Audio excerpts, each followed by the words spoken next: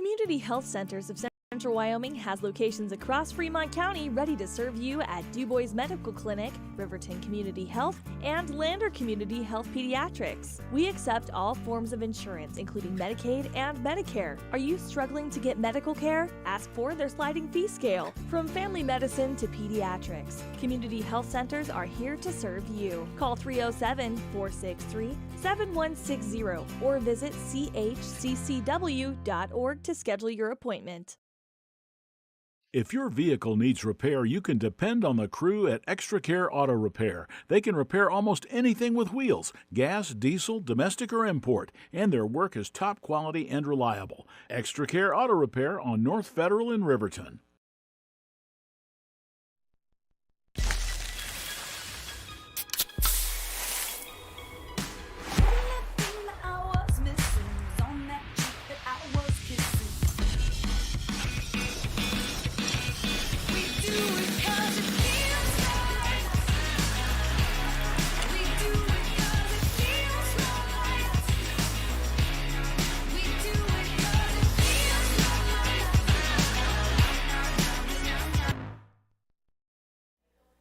Welcome to the Hampton Inn and Suites pregame show here on WYO Today Media. This is Kevin Shields, your voice of the Wolverines, and we are set for Regional 4A West third place game action between the Lady Wolverines and the Natrona County Phillies. Riverton falling yesterday a 2-1. Really made a staunch last 10 minutes, put Jackson Hole on their heels, but unfortunately unable to get that tying goal. So they are playing today. The boys, just for anybody who hasn't been paying attention or hasn't had a chance to due to work or whatnot, they were eliminated in an absolute heartbreaking game on Thursday against Star Valley. Sean Caruth scored with 33 minutes to go in regulation. Star Valley was able to get the equalizer with 3 minutes to go in regulation, and then in extra time was able to convert a penalty kick and a win and send the boys back to Riverton. The girls are already going to the state tournament as winning the regular season championship for 4A West. That guaranteed them a bye here and an automatic spot. Some scores of note here, or at least not necessarily scores, but to give you an idea of what's going on today here. We play first at 9 a.m., and that will be for a third or fourth or a 4 seed. So in other words, it'll determine where we'll play the number 2 or number 1 seed out of East. The championship game will be today at 2 o'clock. That'll be between Jackson and Kelly Walsh. On the other side of the thing, and what is on the line here today, Thunder Basin and Cheyenne East are playing at 2 o'clock for the championship. Sheridan and Laramie are playing in the third place game this morning. They start at 10 a.m. So, if everything holds as far as seedings, and you don't know if it will, especially Natrona County and, of course, Riverton. Last time they faced off in Riverton, it was a tie ball game at 3-3, I do believe was the final. I don't have that in front of me. I just remember it was a tie. But this can't end in a tie. After extra time, they would go to penalty kicks if need be. But if the East holds, that means they would face Cheyenne East next week here in Rock Springs, same place, is where state championship's going to be. If Riverton were to fall today and things were to hold chalk-wise on the other side of the bracket, they would face the number 1 team in the state in Thunder Basin. So a lot of things on the line, and we're going to be going to the national anthem here in a moment. And so we'll be right back with your Sutherland starting lineups here on WYO Today Media. A proud sponsor of this broadcast is Bailey Enterprises. For over 50 years, Bailey has become the name you can trust. With Pit Stop Travel Centers, you can fuel up and stock up on trip snacks at locations all over Fremont County. You can also put your trust in Bailey Tire and Auto for service to keep handy for those times when your luck runs out on the road. Refresh at the Speedway Cafe with a dine-in meal or a round of carry-out with a variety of specials to keep you going. Go with Bailey.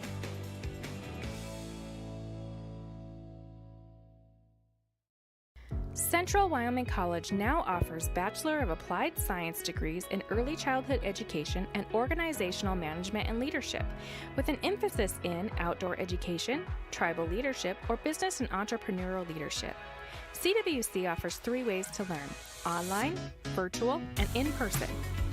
Learn, grow, lead, and advance at Central Wyoming College. CWC is leading the way with expanded programs in the Bachelor of Applied Science degrees.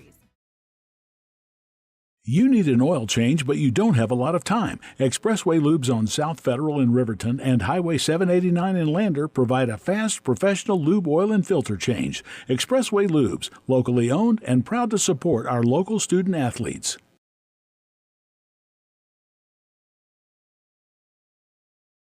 When you purchase your car, do you know if you got the best payment possible? The answer is probably no. Oftentimes, your loan is packed with additional charges that can drive your monthly payment higher than it should be, costing you thousands of dollars more for your car. Hi, this is Patty, and here is your second chance to get the payment you deserve.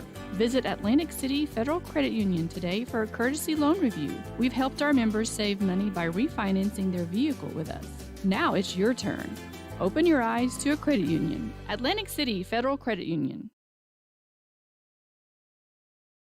The staff and board at the Fremont County Fair wish to thank everyone who attended the fair this year. Whether you enjoyed Family Day, a night event, entered a craft show, or showed your livestock, thank you for all your efforts. We'll be moving and grooving next year, so stay tuned.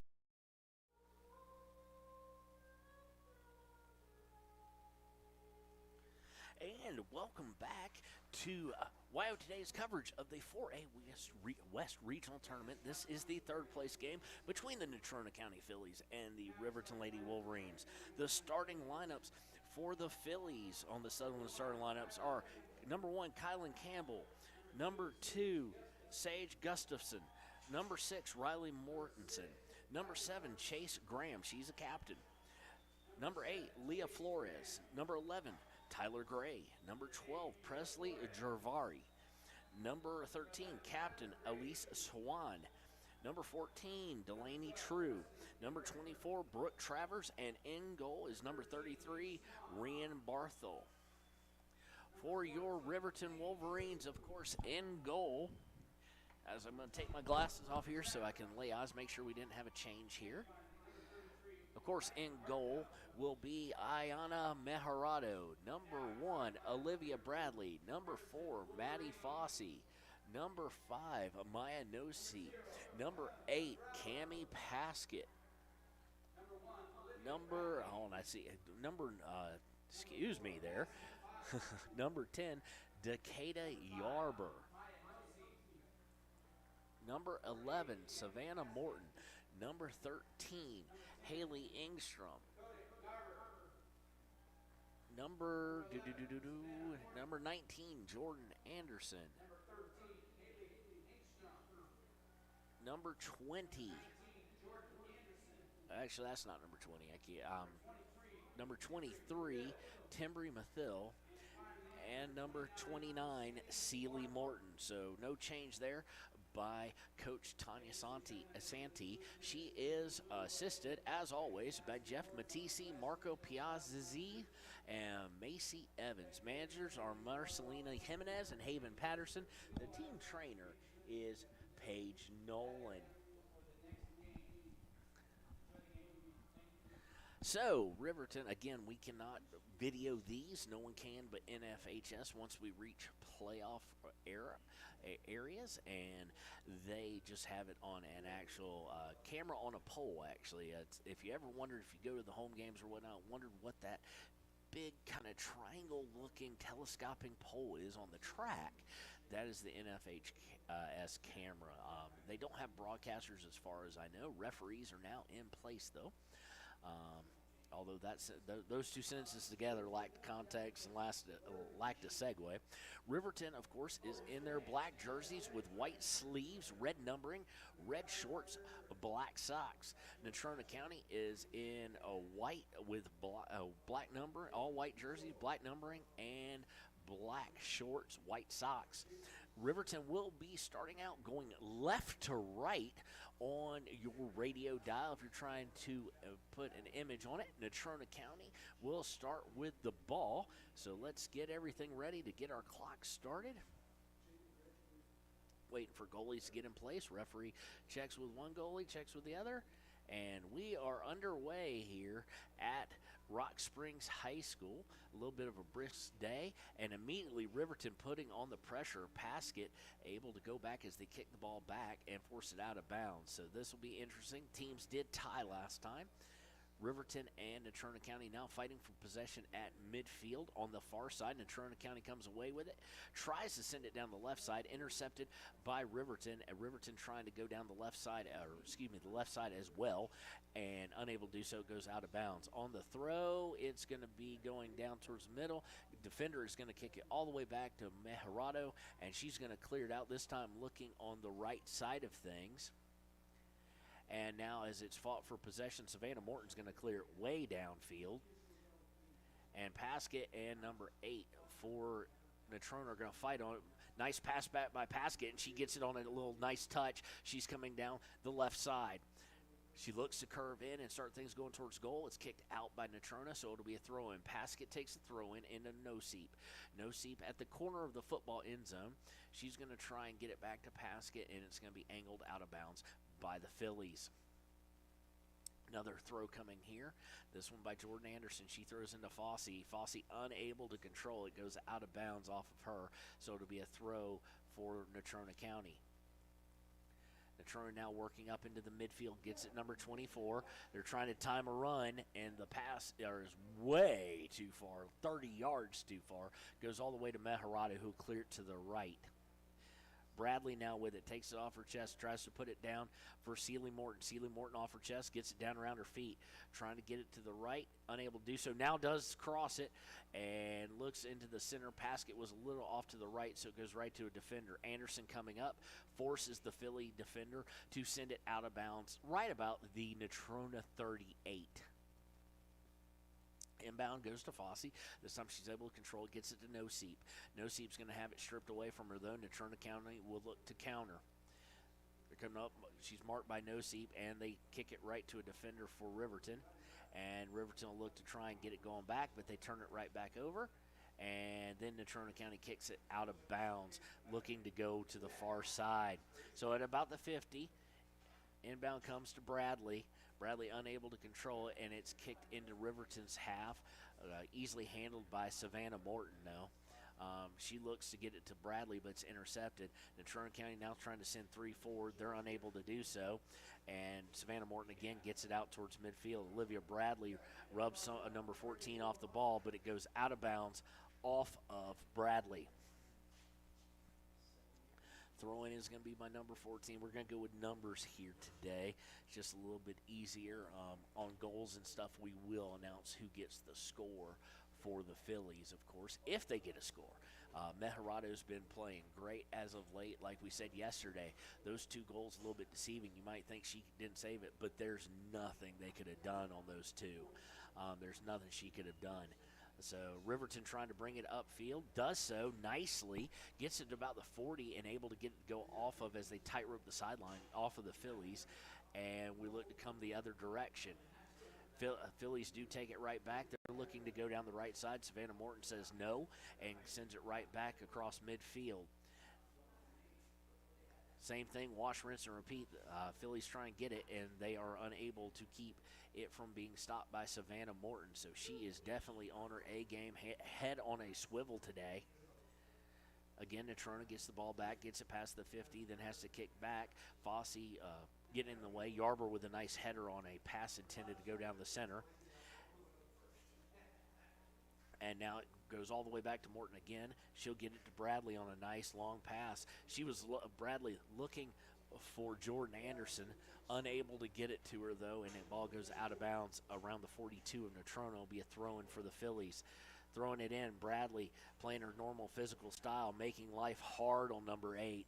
And she gives it up, and then she goes to the ground after the pass forward, and there is a foul whistled on Bradley. Number 1 going to take the free kick. This one coming from the Phillies 45. They're looking to put it in. Nice ball, but just a little too far. They were looking to get a run on by 24. Mejorado, it goes all the way to her, and she punts it out to about the 50. Chested down by a Philly, but taken by No Seep. Now taking it right back by Natrona, and they've got a little something working. They get it into the center, looking for another centering pad a little further down, and cleared by Riverton, but not too far out around the 25. Natrona trying to put it back towards goal. Going to take a long shot, and it's going to be way wide right and go over the end line and will be a goal kick.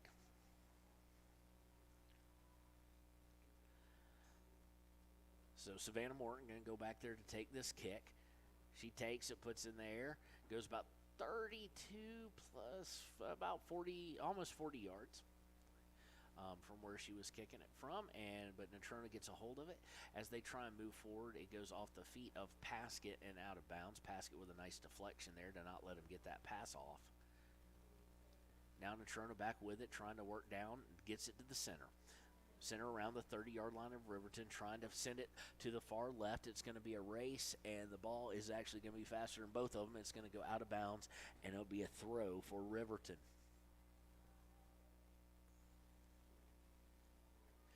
Riverton with the throw. Nice long throw there. Goes to No Seep. She turns, puts it a little too far out in front of herself, and Natrona comes away with it.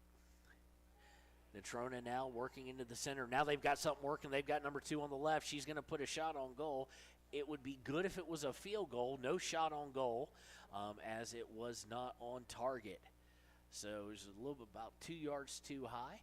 So Mejorado had that angle played well, and there was a whistle. Actually, they didn't flag it soon enough. They let the shot get off, but there was a whistle for offsides there.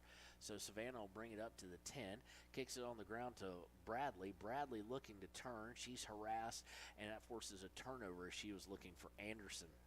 Throw in now again. Phillies throw it into number 7. She tries to get it down, and now we've got all sorts of chaos in the zone and a pass / weak shot at best. Mejorado able to get a hold of it. I wouldn't necessarily call that a shot, and she's going to throw it out. She looks to go to the far left, and Riverton's got a little something working. They've got it to Paskett at the 50. She's not by herself. She's marked, but she's faster. She's at the 20. She's going to cross it looking for Olivia Bradley. Just can't get it to her. No Seep able to intercept that pass. Long shot, and they're going to say off. The flag went up for an offsides. I did not see that, but it was saved by the goalkeeper nonetheless. I think that would have been if it was a pass, as it was a shot and the person didn't touch it. I don't think it would have been offsides. Off the punt of the goalkeeper, taken by Timbri Mathill. She's going to work it up to the 40 before a defender steps in and pushes it out of bounds. So Mathill will take the throw in here. We've got some substitutions going on here. Let's see if we can get some numbers. We've got that be Celia Mejorado and Talon Leesburg checking in. This is one of the earlier times we've seen Talon come in. Of course, in a tournament situation, playing back-to-back, you do have to manage a little bit differently as far as your bench go. And Talon did play pretty well yesterday. Didn't have any scores, but had some opportunities, some scoring opportunities, no shots on goal, but she played extremely well. And now they've got her and Paskett out there, so that'll be interesting to see what goes on. Natrona with the ball now. It's going to be cut off. Nicely done by Mathill. Mathill's going to turn it and get it to Fossey. Fossey runs into a defender, able to box her out, and they fight for it. Natrona comes out with the win, and now we've got a one-on-one break. Yarber and Morton trying to get back. Shot is easily saved. Not enough pace on that. Mejorado had it well read, stops it, and sends it back the other direction on the punt. Gets it to No Seep. No Seep turning around at the Riverton 40, looking to come towards the 50. Cut off. Riverton able to get a hold of it, though. Anderson with it on the far left side. Looks to send it down the left side. Unfortunately, it just angles out and goes out of bounds at the Natrona 37 for a Phillies throw. And we've got a substitution here going on for the Phillies. Number 2's coming out. Number 15 coming in. So 1/4 of the way through the first half, and we're at no score. Off the throw, they've got something working. Morton wisely just angles it out as it looks like Haley Engstrom was stopped. Throw in comes, and it'll be a fight for possession. It'll go out of bounds, and they're going to say last touch to Philly, and will be a throw for Riverton. Riverton throw in goes to Fossey. Fossey at the 30, trying to turn left. She does so, gets it upfield, and nope, taken right back by Natrona. Natrona trying to work their way down the right. Savannah Morton able to step in front of it and sends it out of bounds, so it'll be a throw for the Phillies. Phillies throw-in is going to go right to Morton, who's going to head it towards midfield and away from the basket. Yarber's going to send it straight down the middle. It is taken. Pasket's now going to fight with 12 for it. 12 wins out, getting it upfield a little bit to Engstrom, but Engstrom steps in front of it. She looks for Mejerado, Celia Mejerado, but it's taken away by the Phillies. Phillies trying to work something down the right, and Taylon Leesburg is going to step in front of it and send it out of bounds for a Phillies throw at about the Riverton 15. Throw in is taken away after the possession's gained by the Phillies by Leesburg. Leesburg to Fossey. Fossey looking for Paskett, and it went out of bounds, trying to see who it went out of bounds on. They're going to say it went out off of the Phillies. Nice footwork by Paskett. Not a lot of room to work there as the ball was already headed out, but able to get it off the body of a Philly. Throw in here by Mathill goes to Celia Mejerado. Leesburg with a touch. Another touch by her as Paskett was fighting for it to keep it up there. No seep turnaround. Now it's going to be a race, and it's going to be won by the goalkeeper. Mejerado was trying to set up for a shot. Ball was just a little bit too far out in front of her, and the goalkeeper forced into action for Natrona. Now in the midfield, after the punt, Natrona player falls down with the ball, and Riverton able to gain possession. At midfield, looking to get it to Noseep. Noseep turns, looking for Leesburg. Can't do it. Mathill gets a hold of it, though, and a Natrona Philly sends it out of bounds around the Riverton 45, upfield and out of bounds. Both teams kind of playing a very looking to put pressure on early and often. On the throw, Noseep gets it. She gets it over to Macy Brown, who is now checked in. Natrona takes away. Morton steps right in front of it, though, sends it right back the other way. And now we'll have a little bit of a race for it. Macy Brown, both number 3s fighting for it. Natrona went out, but they run into Savannah Morton, who sends it up, and she's looking for Mejerado. Mejerado to Paskett. Paskett looking to turn, and a defender's going to get to it. Fossey able to take it off her chest, though. Gets it to Noseep. Noseep loses it. Morton trying to come up and take it away to keep the pressure on, but unable to do so. Natrona now at midfield, looking to send it down the center. Does so, and it's going to reach the box, the very far side of the box, and Mejerado's going to pick it up, punt it, gets a lot of spin on it, and goes right to a Natrona County person. Yarber misplays it. Natrona Phillies looking to push it. Leesburg and Mathill able to play together and get that out of harm's way. Noseep now fighting with a Natrona player at midfield. She's going to win out that battle. Noseep trying to get it to Paskett. Paskett to Mejerado. Back to Paskett. Paskett putting it out there for Leesburg. It's in the box. Trying to curve away. Leesburg able to take it away. She almost falls down, so she loses her momentum, and it goes over the end line. But nice give and go there between Mejerado and Paskett. Bradley's coming in to get Paskett to give her a spell, and a nice pass out to Leesburg. The defender able just to get enough ball and of Leesburg to make her lose her balance, and unable to continue towards the goal, but it was a nice scoring opportunity there. Off the goal kick goes to Fossey. Fossey goes back, winds up with Morton. Morton tries to get it back to Fossey, intercepted. They'll send it all the way down the middle. Mejerado comes off her line, sends it back to the 40. Leesburg with a touch, loses it, but it goes right to Fossey. Fossey was looking for Noseep there, intercepted by the Phillies. They again try and go down the middle. That's where Morton is. Morton able to get it out of harm's way, but it goes right to a Philly. Philly at midfield trying to send it down the right now, and now they might have something working. Meharado gets up on the ball off her line out of the box, and then see she has time, lets it go in the box, picks it up, punts it out, gets it to No Seat. No Seat touches it to Bradley. Bradley loses on the pass. She was looking for Leesburg, and Natrona County looked to counter. Yarber able to step in front of that pass, though, as they are around the 30. Now looking to go down the right. It's a fight now, and it's going to be between, and Natrona County's going to win it. They look to cross it. That was dangerous. They had someone running on, and Meharado, Mathil, and Yarber kind of looked confused there on who was going to take it. Finally, Yarber said enough is enough and kicked it way out of bounds for a throw, but that was a dangerous indecision moment as we see some mass substitutions now by the Phillies. They'll bring in 3 new ones, 3 new players. All midfielders and forwards. And we'll be looking to throw about the 5. They get in. Morton comes up to it, gets it to Leesburg at about the 12. Trying to put it back in. Yarber with a header. Mathil with it. Mathil curves it out to about the 35.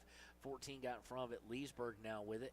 Puts it out for Fossey. Fossey looking to get it to Bradley. Does so.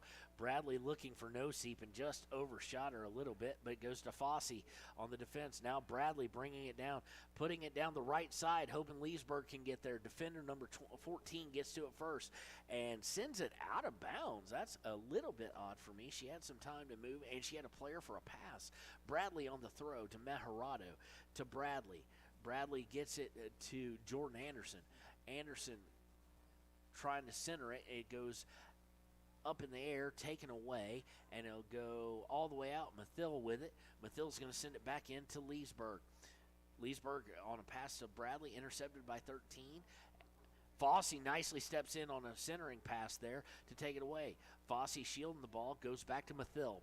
Mathil over to Yarber. Yarber at the 45 gets it over to Morton. Morton will take a touch and then gets it over to Ingstrom. Ingstrom at the 50. Ingstrom to Meharado, back to Morton.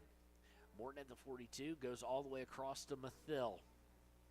Mathil now at the 50, dribbling to the 45, looking for Bradley. Has Bradley possibly on the center. It's going to be a race here, and the defender is going to send it to the far side of the field, looking to clear out, and is able to beat Macy Brown and get it up to about the 35, but it does go out of bounds after some pressure's put on by Riverton. So Riverton a throw. Gets it into Bradley. Bradley back to, looking for Ingstrom, unable to get it to her. And Riverton will cross all the way over to Leesburg. Leesburg a little too soft of a pass, looking for Mathil. Mathil able to step in front of it as Natrona tried to come down the near side, but it goes out of bounds for a Natrona throw. On the throw, Natrona is going to throw it back and then kick it downfield. Morton able to easily get to it, gets it over to Mathil. Mathil to Fossey, and it's going to go off of Mathil at the 35 and out for a throw. Another substitution happening here for Natrona.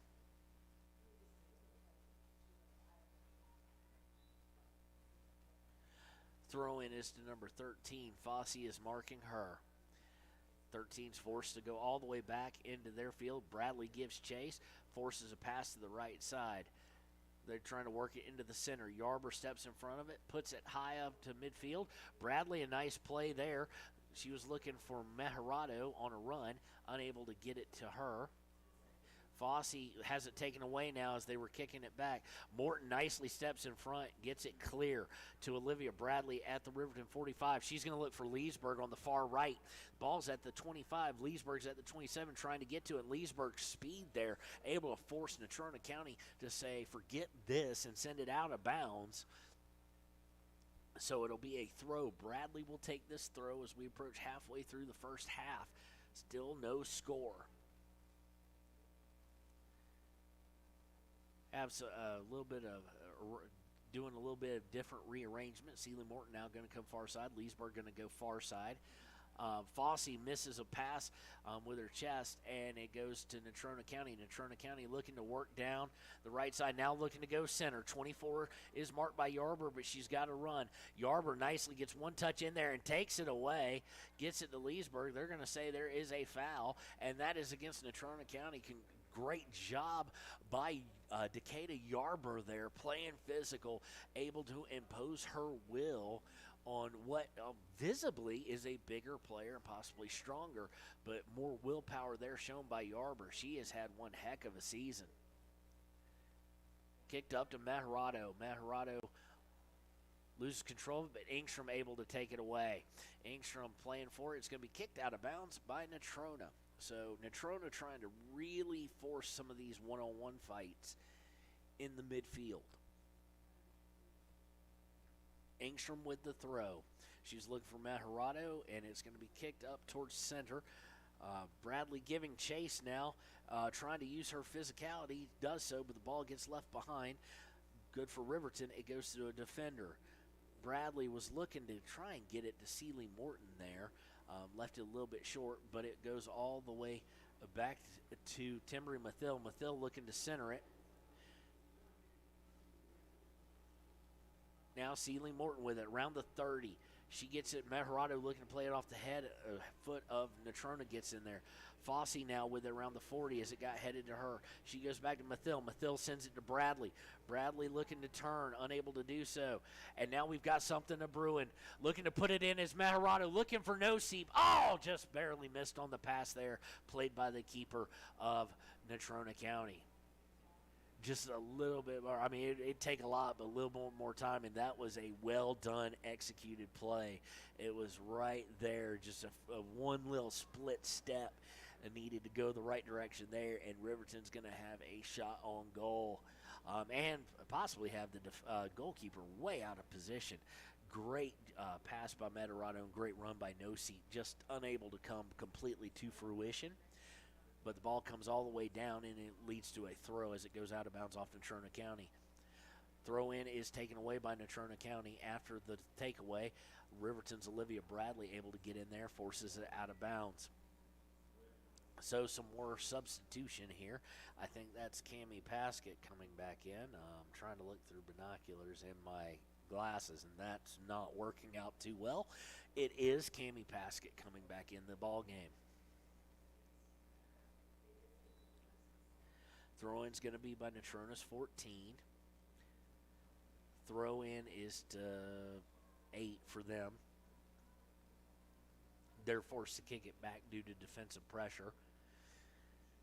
Looking to go down the right side. They are onside now, and they've got a clear run towards goal. Saved by Maharado. It's on the ground, and Maharado, after giving up a juicy rebound, able to come all the way back. Great save, and she snuffs it out. Two nice saves there by Maharado as the defense had let a player get behind them on a run. Punt is going to go all the way down, and it's going to go out. No, it's not, as Sealy Morton's going to step in front of it. She was looking for Paskett, unable to get it to her. Natrona County now coming back with it, looking to counter. They've had now the best scoring opportunity. That second one was a shot on goal. On the throw, it winds up with Engstrom. Engstrom trying to get to Bradley. Natrona County able to step in front of it. Natrona County looking to pull it down the middle. Yarber just mishits a ball, and Natrona County's now got it with some distance. They've got a shot on goal here, blocked by Morton. Morton will turn around, tries to clear it out of the box, just barely gets out of the box. 13 trying to set it up. Nicely stepped in there by Mathill. And the ball is now around the 40, and Natrona will look to reset out around midfield. They come all the way back around the right side, far side, but it goes out of bounds for a throw by Riverton.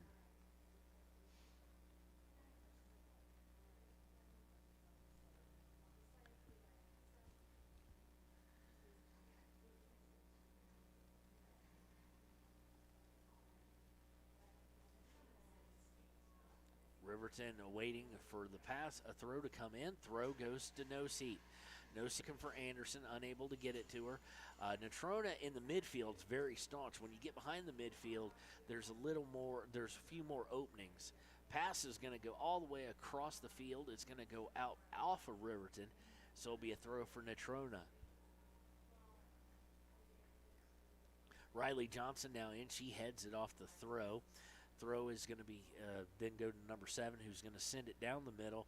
Goes in the box. Meharado able to get rid of it and get it punted out, and we'll get back into the midfield, which, like I was saying, is a hard area on Natrona to crack. But once you do, some passing lanes start to open up. Ball kicked out of bounds, this time off Anderson of Riverton. Throw in is going to go to Natrona. Natrona throws in. Now they're working all the way to the near side of the field.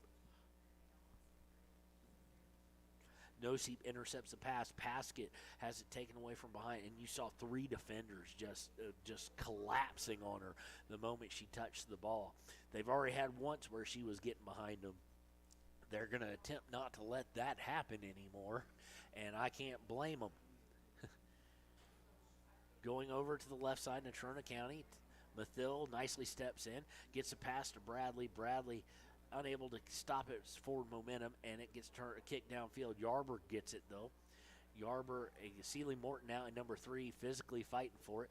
Morton going to be double teamed, and there's going to be a foul there. They let a lot of physicality go. I think what referee was saying there was when the second player, number 24, came in, okay, I'll let 1-on-1 go, but I'm not going to let it go 2-on-1 physically. They get to Morton. Morton throws a little shoulder shiver, and the referee's going to talk to Morton here.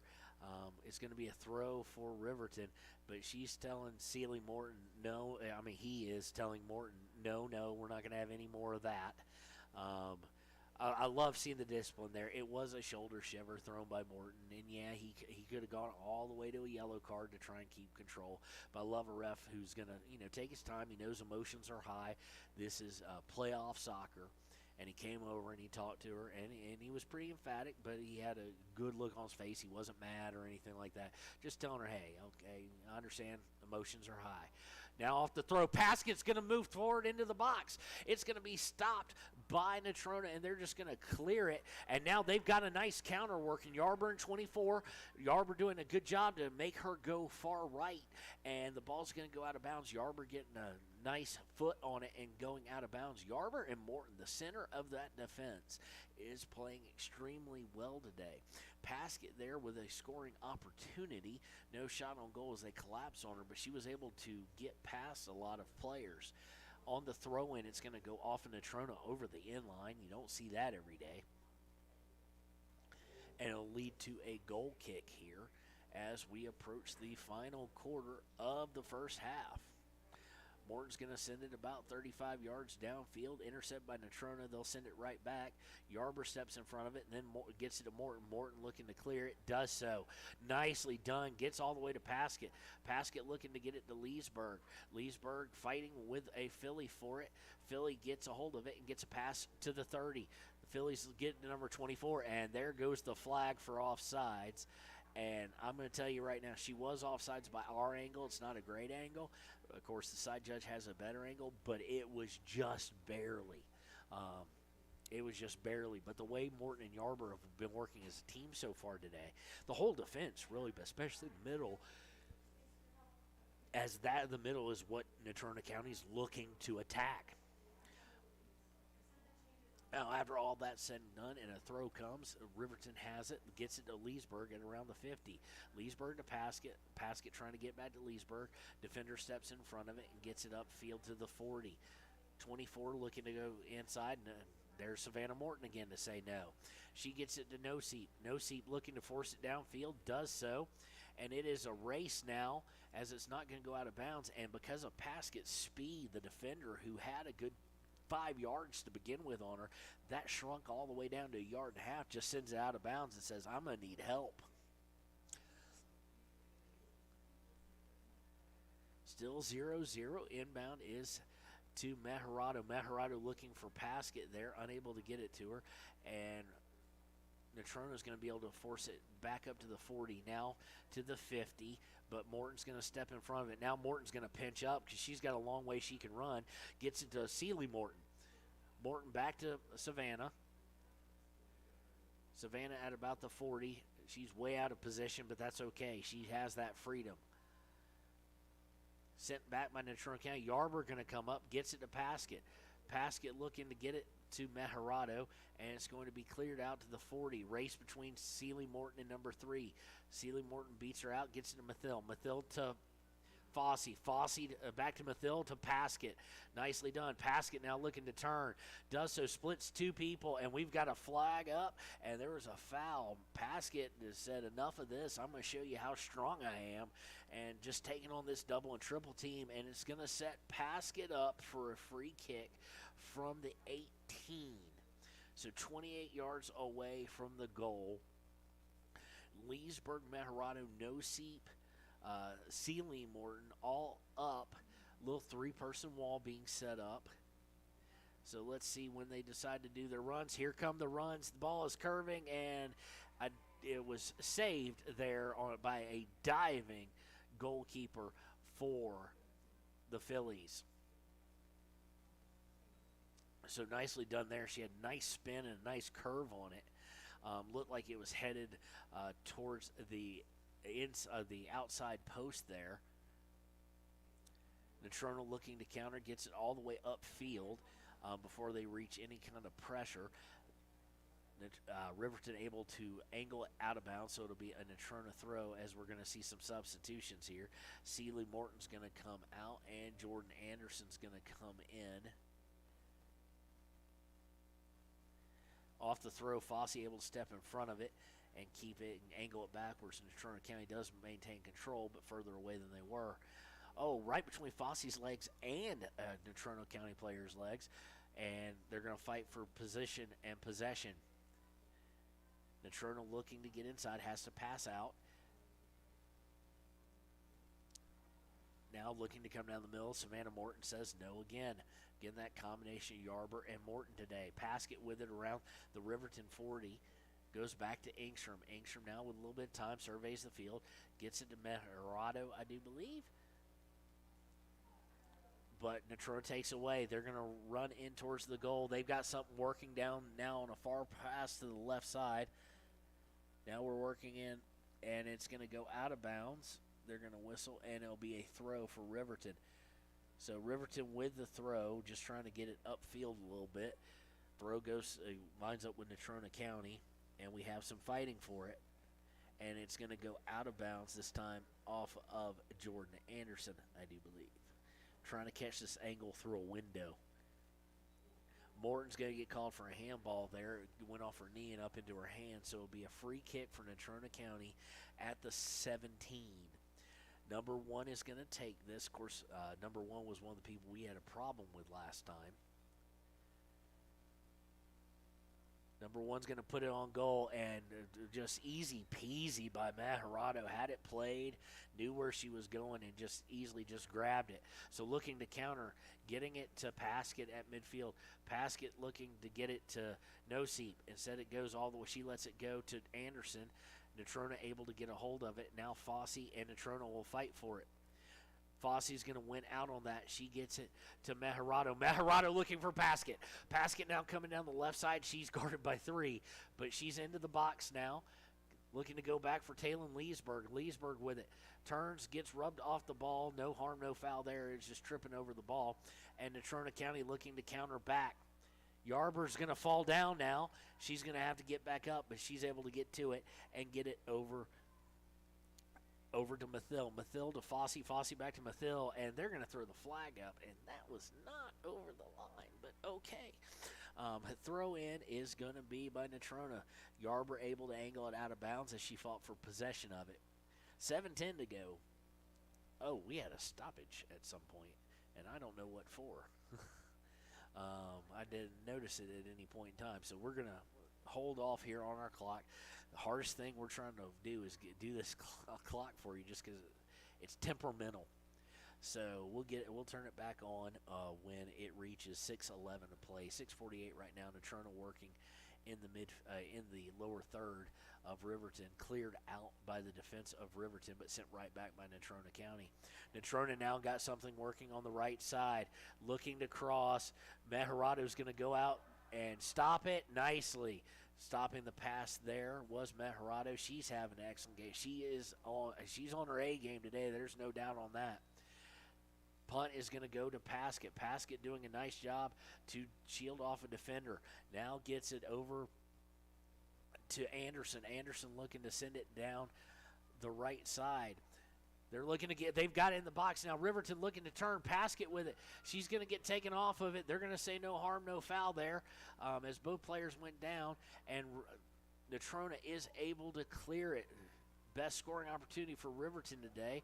Mathill came up trying to keep it back in, and it's going to lead to a counter, but taken right away by Riverton's Ingstrom. Gotten to Fossey, who then gets it to Morton. Morton looking to try and get it to Mejorado, unable to do so, and Natrona will send the ball all the way down to Mejorado. Mejorado on the punt takes a fortunate bounce, but Natrona able to get it, and now I have the hiccups, as y'all can hear. Hold on real quick.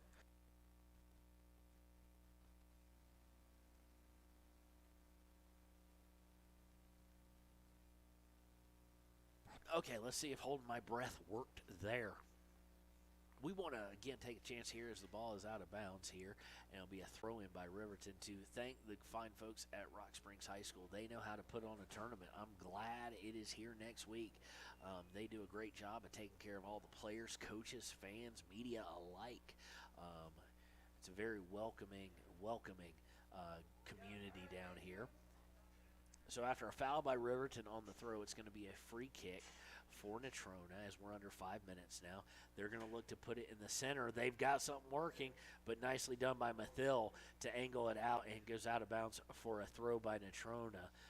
Nice one touch there by Mathill to basically take it completely out of harm's way. On the throw, Fossey intercepts. Riverton gets it to Noseep. Noseep now looking to bring it up. Gets it to Mejorado. Mejorado looking to turn, and she falls as the person marking her falls. She loses control. Ball's going to go out of bounds now off of Mejorado. Thrown in, and we're going to look at a long shot here. Oh, just wide left. That shot was from about 22 yards out. Mejorado had a good read on it. If it had been just inside the the outer post, it might have had a chance, but it was wide. So it'll lead to a goal kick here. We're still not up at 0. If you've got this on at work and unable to see our score screen that we've got up for you. Morton on a short kick off the goal kick gets it to Mathill. Mathill looks to bring it up, and then Natrona takes it and sends it right back over the end line. So we'll redo a goal kick here.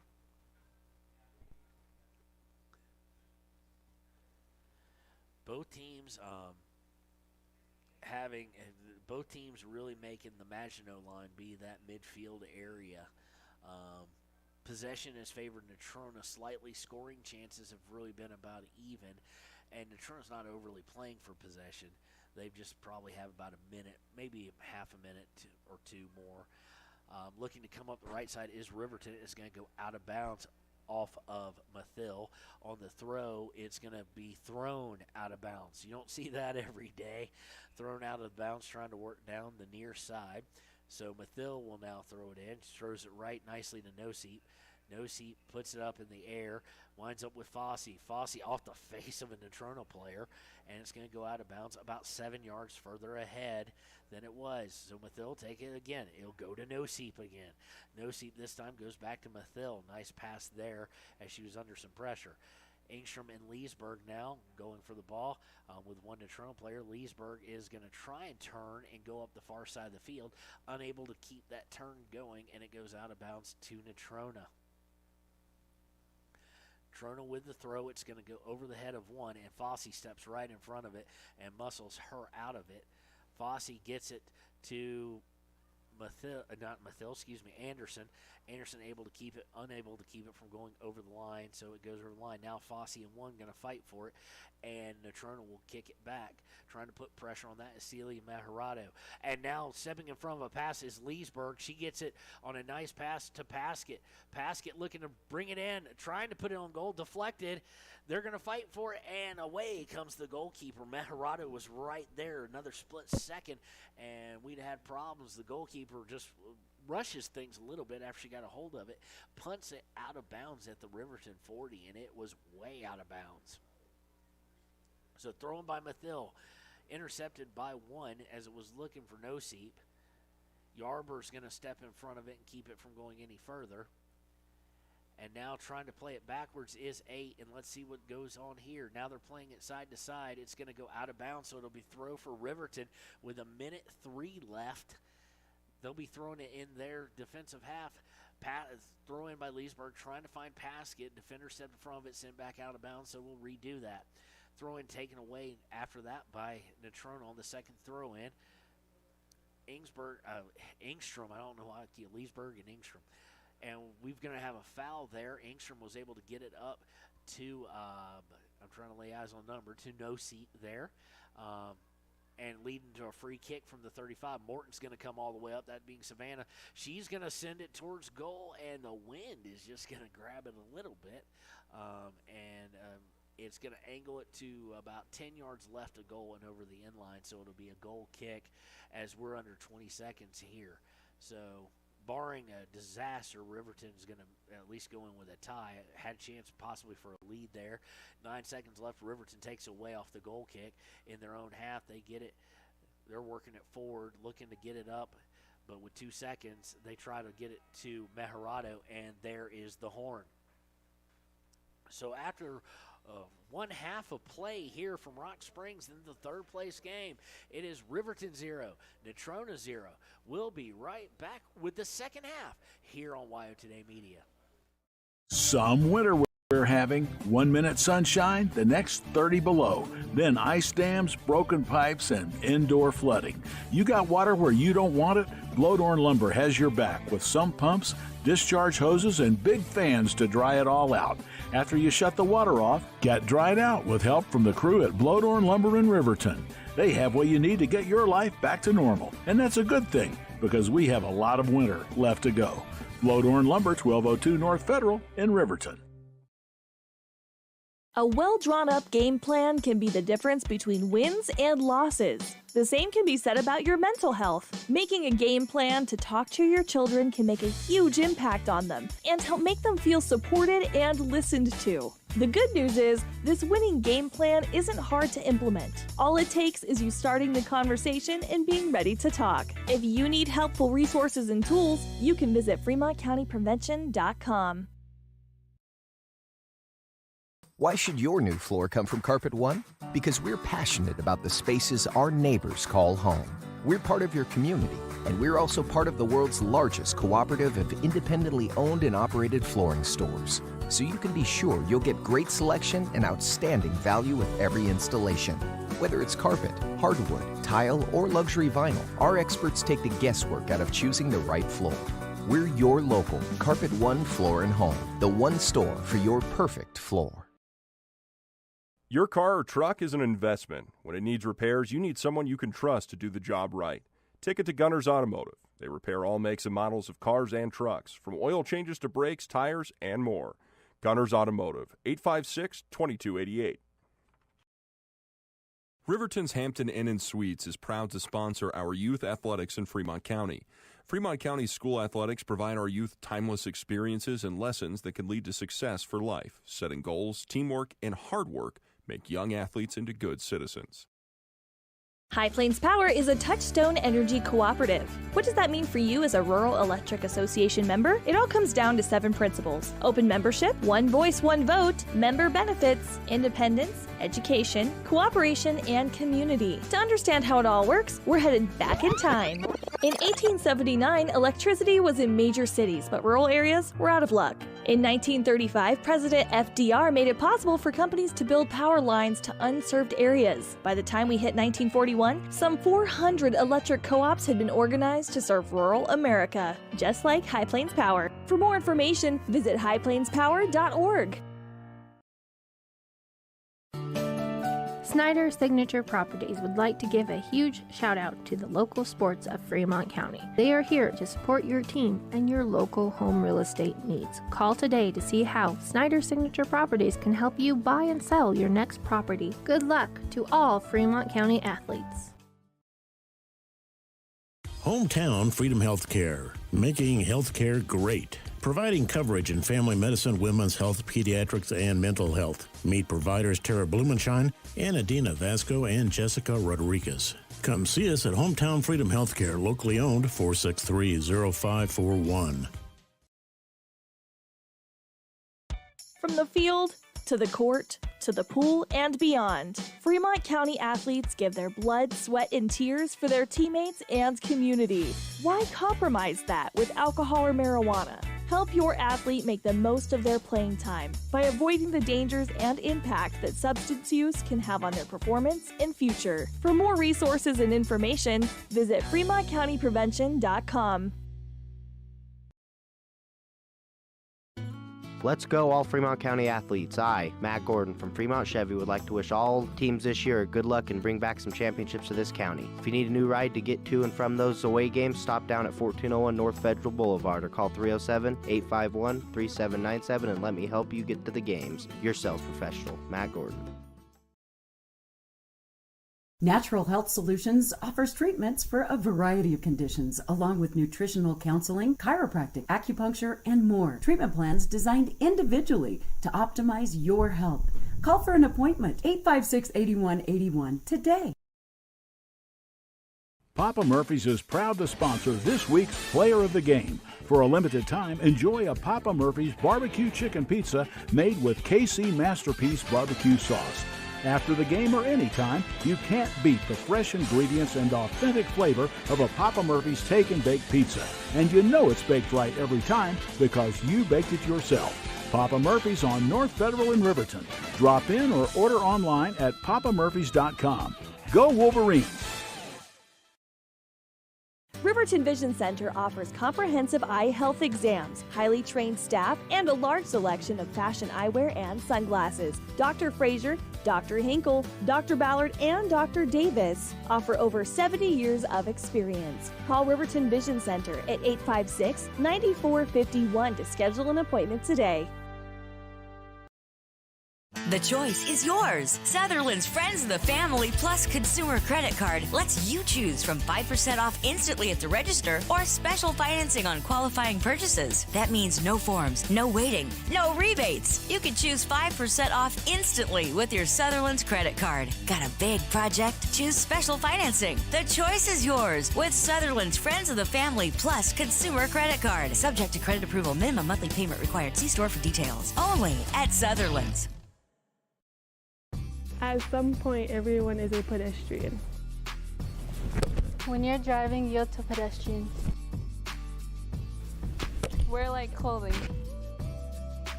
Walk on a pathway instead of the road. Look out for pedestrians. Avoid distractions like your phone. Look out for pedestrians, they're everywhere.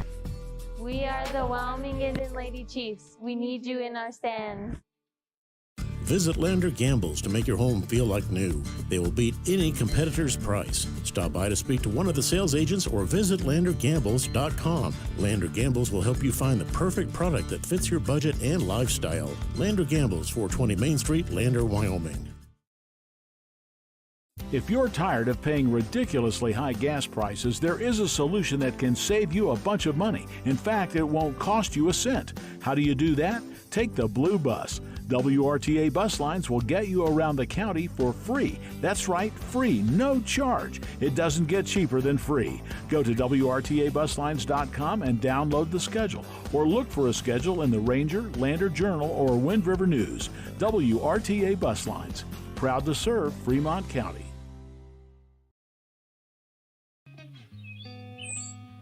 It's more than clocking in or collecting a paycheck. We are a network of caring professionals who want to be here, dedicated to serving our communities. We are Sage West Healthcare, our two campus hospitals in Riverton and Lander. We take pride in our region, our people, and our communities. Located in beautiful central Wyoming, filled with natural recreation in our own backyard. We are neighbors caring for neighbors, a community caring for its own. We are Sage West. We are recruiting the best, like you.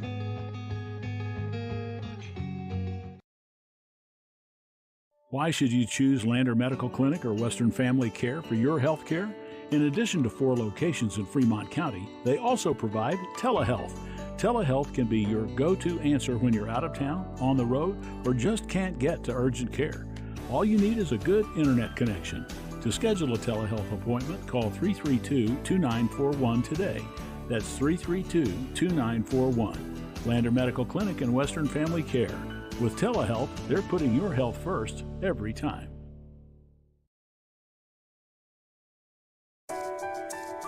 At Teton Therapy, our people make the difference.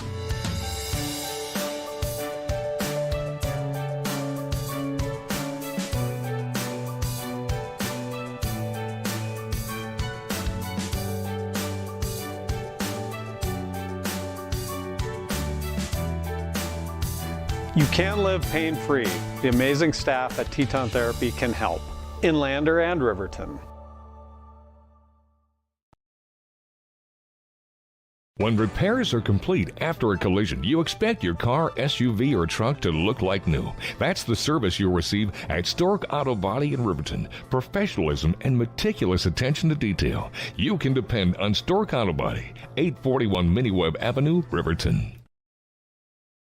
Are you a caring person that wants to help but not sure where to go? Wyoming Senior Citizen Inc. is looking for caregivers across the state. Call 307-856-6880 to find out more information. They would like to wish all Fremont County athletes good luck this year. And welcome back. It is time for the second half here on WYO Today. Natrona County and Riverton playing for third place in the regionals in a 3 seed. Are about to kick off the second half here. We've got to get our scoreboard clock all ready for you. Not a lot of chances for either team, but there were 4 shots on goal by Natrona County according to the official score and 1 for Riverton. So we are underway. Riverton now going right to left. I had to go get my jacket as the wind is starting to whip in some cold, and it does not feel like May. Riverton looking to push things down the right side, opening very fast and getting it to Paskett. She's already down the box, looking to cross, looking for Bradley, not there, goal! Beautifully done there by, I'm trying to lay eyes on it, I think that's Jordan Anderson with the goal, gives Riverton a 1-0 lead, and just like that, about 27 seconds into, or 25 seconds according to official clock, we'll get that, we didn't get stopped after the goal in time, 25 seconds into the second half, and Jordan Anderson able to put one in the back of the net. Olivia Bradley was going for it, went past her, and the goalie was playing Bradley to take the shot and unable to stop once Jordan Anderson got a hand on it. Nicely done, and it is 1-0 in favor of Riverton. So Natrona County on the kick is going to let it go out of bounds as they were kicking it back. A little lackadaisical there maybe play by the midfielder, and it'll be a throw in for Riverton. Bradley has it. Bradley to Noseep. Noseep to Paskett. Paskett sticking it on the far right side looking for Anderson. Anderson fighting for it with a Natrona defender. The Natrona defender wins out, but sends it right to Bradley. Bradley trying to put it into the box, and it's going to be kicked out by a defender out to the far right side where Natrona County will look to come down the right. Stepped in front by Haley Engstrom. And it goes back to Natrona. Natrona's going to lose control of it now. Fossey with it. Fossey trying to put it down the right side. Same place it was with Paskett. Paskett looking to come all the way down the far right side. Loses control of it. Now she loses possession, but able to keep enough of a mark on it. Riverton has it in the box now. Riverton looking to cross, and it's going to go right to the goalkeeper.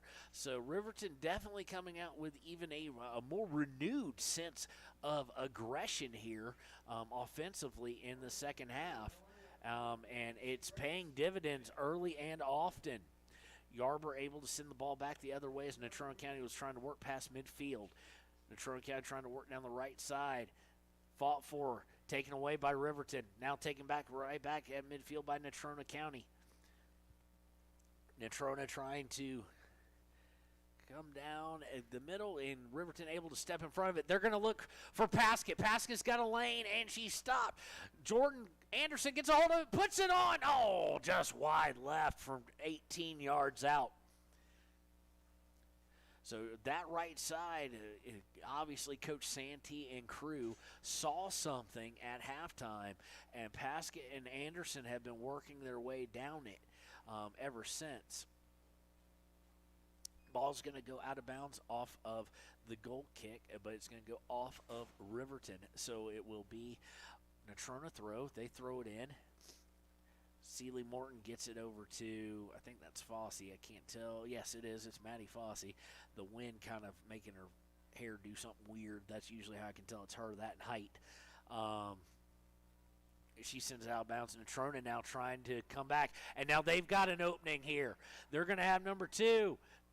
Puts it on goal. Malorado with the stop.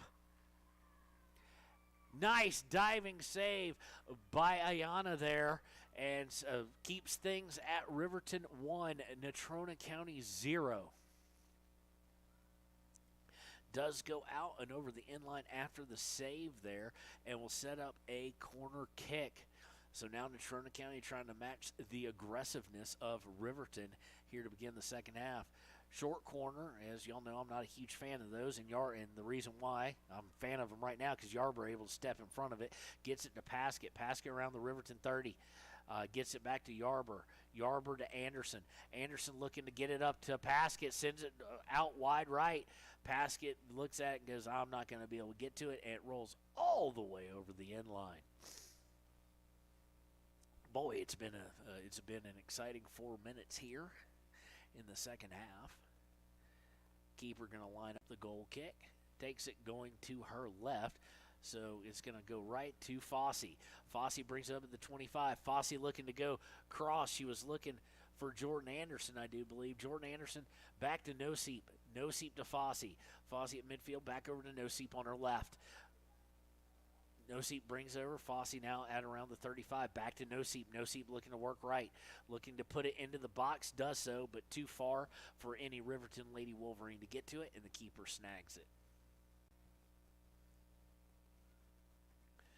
Keeper's going to punt it out to around the 50. Noseep puts a foot on it, looking to get it to Anderson. Instead, it goes to Natrona. Natrona looking to curve around the right.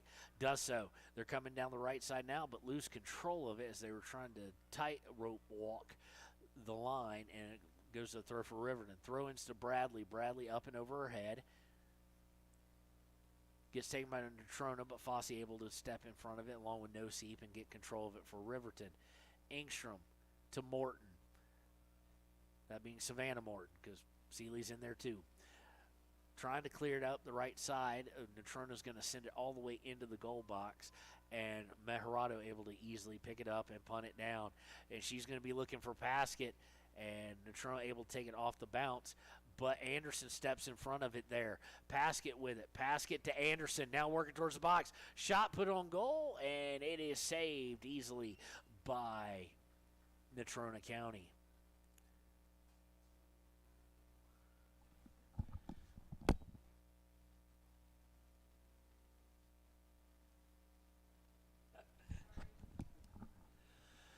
So 3 shots on goal now for Riverton, 4 still for Natrona County. But only 1 is gone in. So went over the inline there and led to a goal kick for Natrona County. And first touch they put off of the goal kick is going to go out of bounds. So Fossey, after the throw-in, has it on the left side around the 20. Looking for Paskett. Instead, it gets defended over to Noseep. And then a pass back to Paskett is just a little too hard and gets intercepted and turned the other way. Still in the Natrona County half the field. And now they're trying to work down the right side, but there's Jordan Anderson to step in front of it. Excuse me, not Jordan Anderson, I don't think. Trying to lay a number on that. Now Bradley with it. She's got around the 30. Gets it to Paskett. Paskett's defender is now no longer leaving her ever, it seems. Morton now coming in. She's at the 30. She's looking for Bradley, puts it out in front of her nicely, and the defender has no choice in the box but to send it out of bounds, and Bradley is down. She's getting up now, maybe just a little trouble up, maybe a skin knee or something. Hopefully nothing too major. She shakes her head, but she is walking a little gingerly, as it will be a Riverton throw. Oh, that'd be Timbery Mathill over there, wouldn't it be? That's who I was looking for. Ball is going to be kicked out. It's going to go off the throw-in, kicked out off of a Natrona County player. This time a little further upfield, so Savannah Morton will run up, and she'll be doing the throw. She throws it over Noseep's head looking for Paskett. Paskett's going to get taken away by a defender, but Riverton's going to get a hold of it. Noseep now with it around the 30. Noseep to Paskett. Paskett looking for Anderson. Puts it out in front of her, and they're going to let it go out of bounds. And with the rate that Natrona County's throwing the ball away and throwing it out of bounds, I would have rather just tried to turn and maybe pass it and get it going upfield, just rather than go to the throw, because now it's going to lead to pressure. Bradley's going to come out, walking still a little gingerly, but less gingerly, and she'll get checked out on the sideline. So on the throw, great pressure by Riverton. Natrona County does have it, but Riverton trying to take it away. They're able to get a foot on it, but it does go out of bounds, so it'll be a throw for Natrona County. And this time off of one person, it goes to Riverton, and unfortunately Meharada, who's checked in, unable to get a hold of it. Noseep now one touches it back in, and now we've got something a brewing. Are they going to put it out there? They do, but Paskett not timing that run. She was waiting to see what happened there, and wisely doing so. I didn't see the pass curving like it did. It had a weird spin on it, but they're still putting pressure and making the goalkeeper work right now. Now on the counterattack, it goes past, and it's cleaned up by Mathill. Mathill and Ingstrom cleaning that up, Mathill and Jordan Anderson cleaning that up. And Riverton working all the way around. Ingstrom unable to get to the pass, sent back by Seeley Morton to Savannah. Now to Yarber. Back to Savannah Morton. Morton looking to come down. The left side, then goes center. Nice one touch, and now it's going to be a race between some defenders and Seeley Morton. The defenders will have it. Are they going to let it go out again? They are. So it'll be a throw-in. Riverton has had an easy time of harassing these throw-ins. This time is no exception as Riverton now has it. Noseep now with it at the 25 to Anderson, back to Noseep. She backs out a little bit. Paskett. Paskett looking to come down. Paskett going right side now. And no choice for the Phillies, but to send it out of bounds. So, again, these throw-ins not working in favor of Natrona County. Throw-in by Riverton is off ahead and into the box. And I thought, yeah, that was a mistake and a half by Natrona. It went off the head of a Philly, and it was slowly rolling towards the end line, and the keeper and the defenseman just watched it and let it go over. So it's a corner kick. Here's the corner kick. It's low on the ground. It's in the box. Hit out of the box. Fossey now is going to take a long shot, and it has to be saved by Natrona County. She was looking at the high near corner, and a great diving save by the keeper. But that mistake by Natrona on not getting the ball and not allowing the corner kick is paying dividends for Riverton. Riverton going to, off the save, it went over the end line, so it will be another corner kick being set up here. Corner kick this time is going to be higher. It's up in the air. Seeley Morton tried to play it, unable to get a foot on it, or did get a foot on it, but it went wide left, and it'll be a goal kick. So dodging a bullet there off a bad decision was Natrona County, and it'll stay 1-0.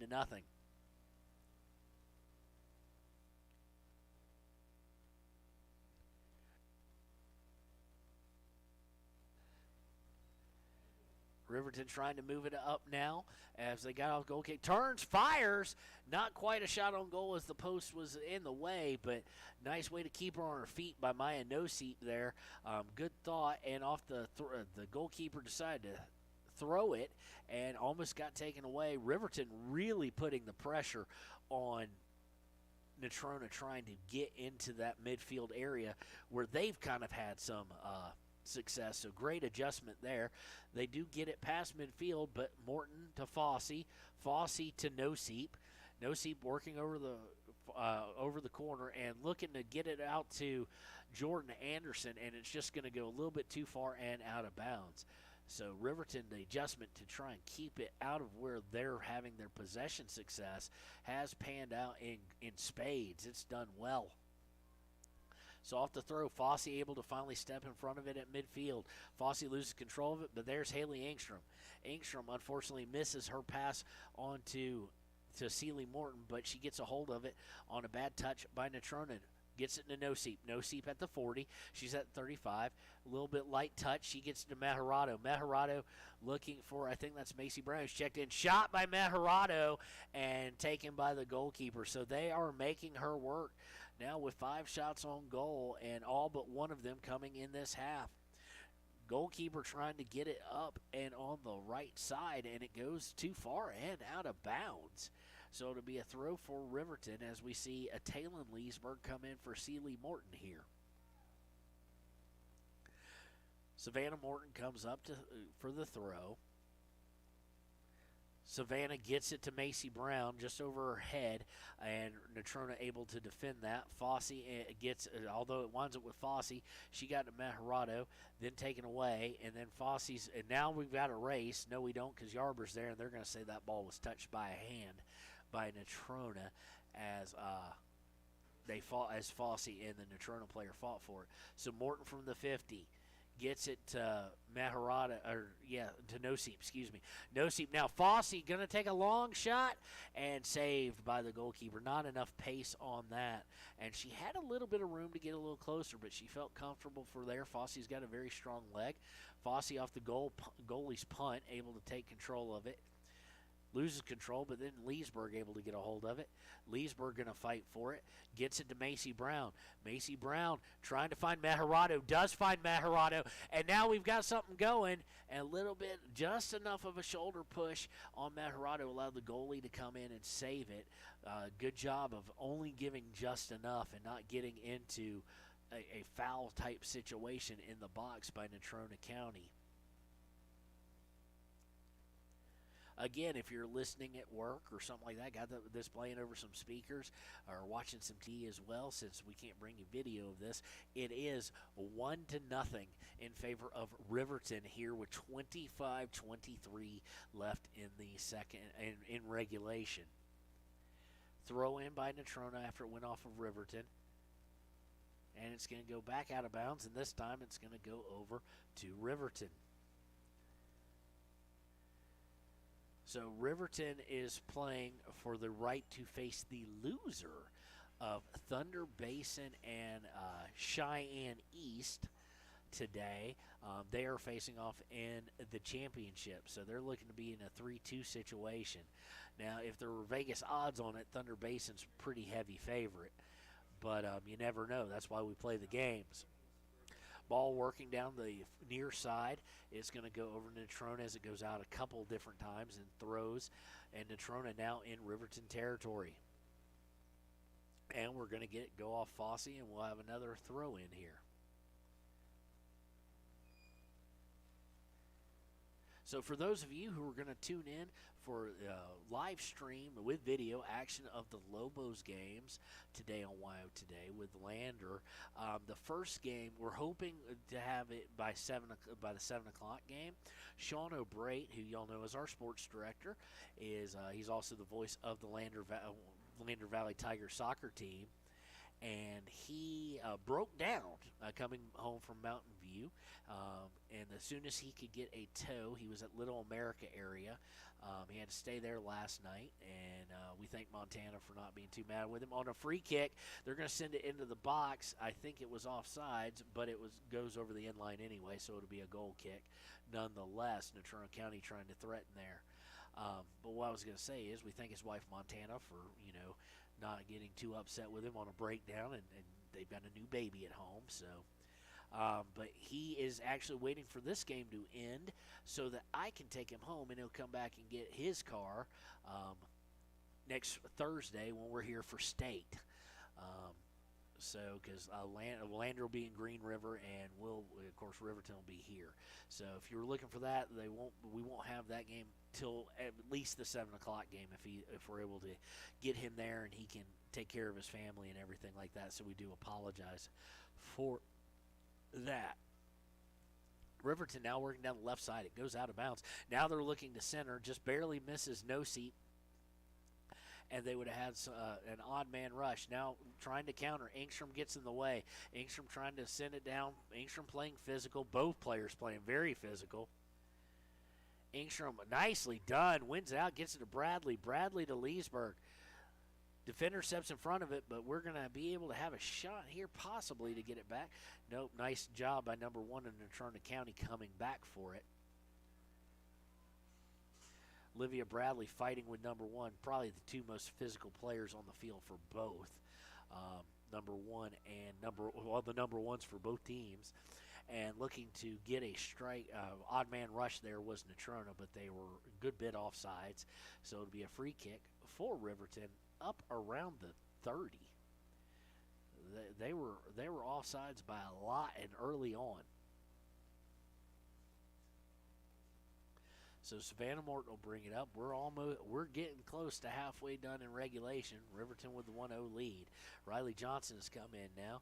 Nosey on the receipt of the Savannah Morton pass gets it over, and they're looking to come down the right. Paskett coming down the right now, looking to curve and pass it. It's going to go out of bounds, though, and she'll quickly get it into Matarado. Matarado looking to put it for Olivia Bradley, and just out of the reach. I think she was going to try and go for a header there, and the keeper able to come up on it. But keeping that pressure on in a big, big way. Goal kick is going to come down, and it's going to go off Riley Johnson's chest and curve out of bounds, or angle out of bounds. So it'll be a throw-in for Natrona. Savannah Morton able to handle that throw-in after the throw-in and a pass and get it up to Riley Johnson. Johnson coming towards center, was looking for Taylon Leesburg, didn't get enough juice on it though, and it's taken away. Number 1 trying to come down the right side. Morton steps in front of it and sends it out of bounds at around the 33-yard line of Riverton. Throw in coming now. It's going to be settled down by number 7. This time Engstrom will get in the way of it, and she'll send it way far right, to the way far side of the field where it goes out about the 50. And it'll be a throw-in for Natrona.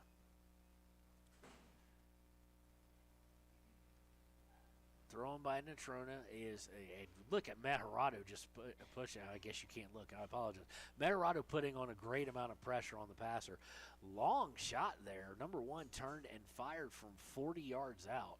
And it had, by the time it got to Matarado in her box, it had nothing on it. Her punt is going to be all the way down to the opponent's 40.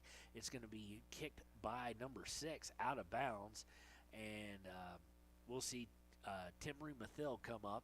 She's going to take the throw there right around midfield. Substitutions going on now.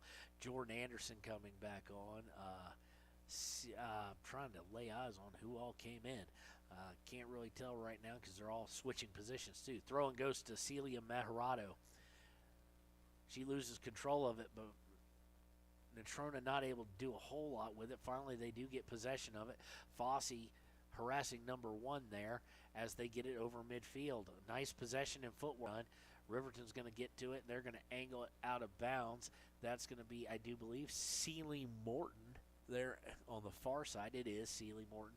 Thrown quickly by Natrona. Natrona realizing there needs to be a little bit of urgency. They're now behind the defense, but Yarber, that middle of the defense, Yarber able to step in front of it. Lofted shot on goal, and it just hung up there in the wind and turned out to be, in baseball terms, a can of corn for Ayana Matarado. Able to just easily just camp out underneath it. Nicely done by her. She's had one heck of it. The middle of that defense, the defense as a whole, then the middle of the defense, just because that's where Natrona is looking to go every single time. And Matarado played excellent so far. Five shots on goal because they got more goal saves than shots on goal. It's 5 shots on goal by Natrona, 5 saves by Matarado. Natrona now looking to work its way up the right. They lose control of it. Morton able to send it back up, but right at two players. Number one able to get it back going right, and they're going to look to center it. Unfortunately, no one there for Natrona County. Fossey comes away with it, gets it to Paskett. If Paskett can turn, she might have a run there going. Now she's got some help. Paskett, it's a 3-on-4. She's looking for, take it away now by Fossey. Fossey in the box. Fossey just rubbed off of it, and it's sent out. Nice opportunity there. Riverton going to send it right back. Jordan Anderson just sends in the box, and goalkeeper will pick it up and look to punt it. We got 17:40 left in the game. Ball is punted out. Fossey able to get a hold of it, and she's going to look to go to the center, and there's nobody there for Natrona, so they're going to look to one to it.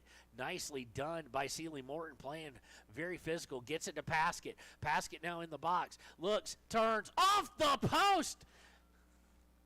Off the near post. And Riverton trying to fight for it on the left side. It's going to go over the end line. Let's see what they're going to say. They're going to say a goal kick. So Paskett putting some fear in the Philly faithful here, as 2-0 with 16:55 to go be something hard to overcome, especially when you've got Engstrom, Yarber, Savannah Morton, Timbry, Mathil, and then backing them up, Ayana Maharado. Going to be very difficult there. So leads to a goal kick. Paskett can she pinpoint a strike. Even when she misses, she just barely misses type of thing. And from range, that was a pinpoint strike where it needed to be, right about where it needed to be, from about 25 yards out. So Fossey now with it. Natrona County just having a hard time now getting any kind of possession going. Goes outside to Sealy Morton. She actually set up that shot with physical play of keeping the ball and getting through. Sealy gets it to Brown.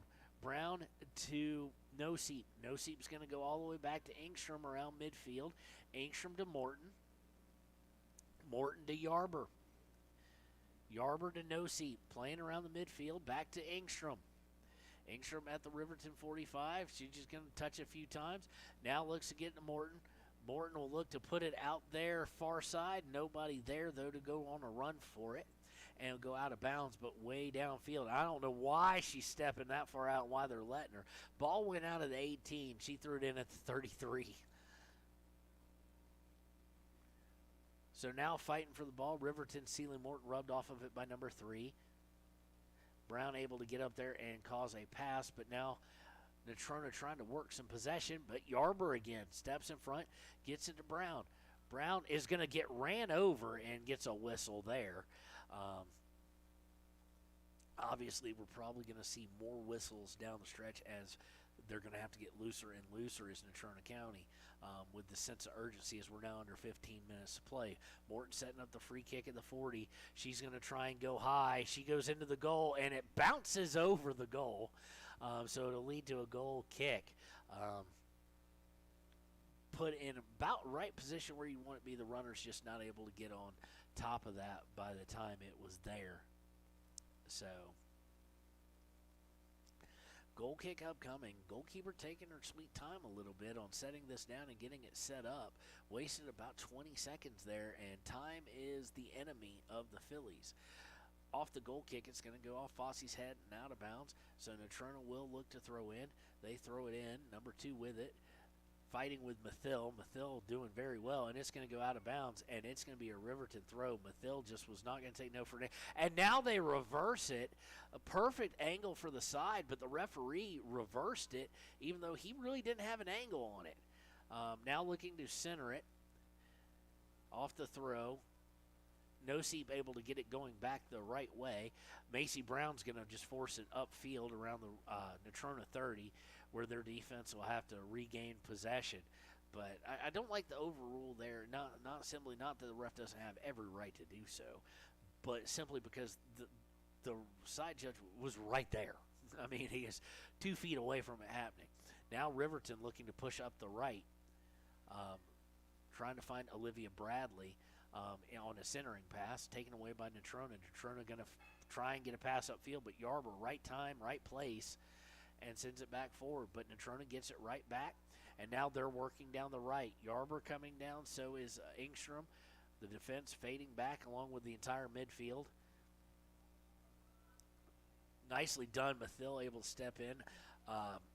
Savannah Morton was beaten there, and Mathill came back to help angle the ball out of bounds without going over the inline for a corner, so no set piece there.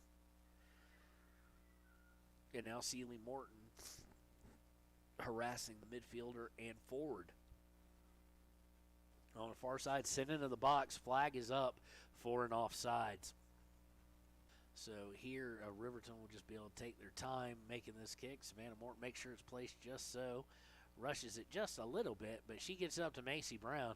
Macy Brown goes hard off her foot. There was a lot of pace on that ball, and Natrona able to come away with it. Morton able to take what Natrona had meant for a pass.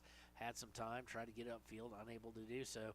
And now here's a shot, and Mejarado able to step in front of it. Again, a long shot. She throws out to Bradley. Bradley looking to turn. Bradley unable to do so, loses possession, but gains it right back. She's going to put it out there. She was looking for Brown, but the defender able to step in for Natrona County.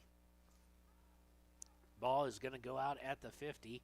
Let's see where they decide to try and throw it in as we have substitutes coming in. She's standing at the 44 right now. So this is one thing. The refs yesterday were not letting them get away with this. Today, this ref this isn't the hill he wants to climb, so to speak. She's going to throw it in at the 41. So 9 yards, 27 feet difference. Throws in, and winds up getting sent back to the defense. Nicely stepped in front there by Noseep. Gets it to Bradley. Bradley trying to put it out for Paskett. Paskett now on the right side. She's around the 15, now the 10. Looking to make her move. She stopped. It's kicked out of bounds. It will be a Riverton throw here as Paskett is taken to the ground. She's a little slow to get up. She looks at the ref with her hands outstretched. She wants the call. Too far away for us as they're on the far side of the field for me to say whether she should have gotten it or not. But she's wearing Riverton black and red. She should have gotten it. Throw in is to Olivia Bradley from Paskett. Bradley gets it to Noseep. Noseep to Paskett. Paskett back to Bradley. And Fosse's going to have to, after a deflection, take control of it.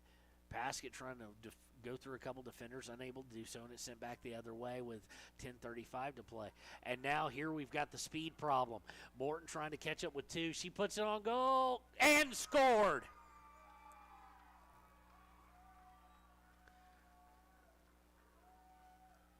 So we'll stop it there. Score by number 2. Mejarado a little bit off her line, tried to force it up. Just a matter of nothing she could have done there unless she could have grown about 3 inches to get a hold of it. Let's see who that was. That was Sage Gustafson. We've called that name before, and we are tied now here with 10:25 to go. We'll get that clock back started here in a second.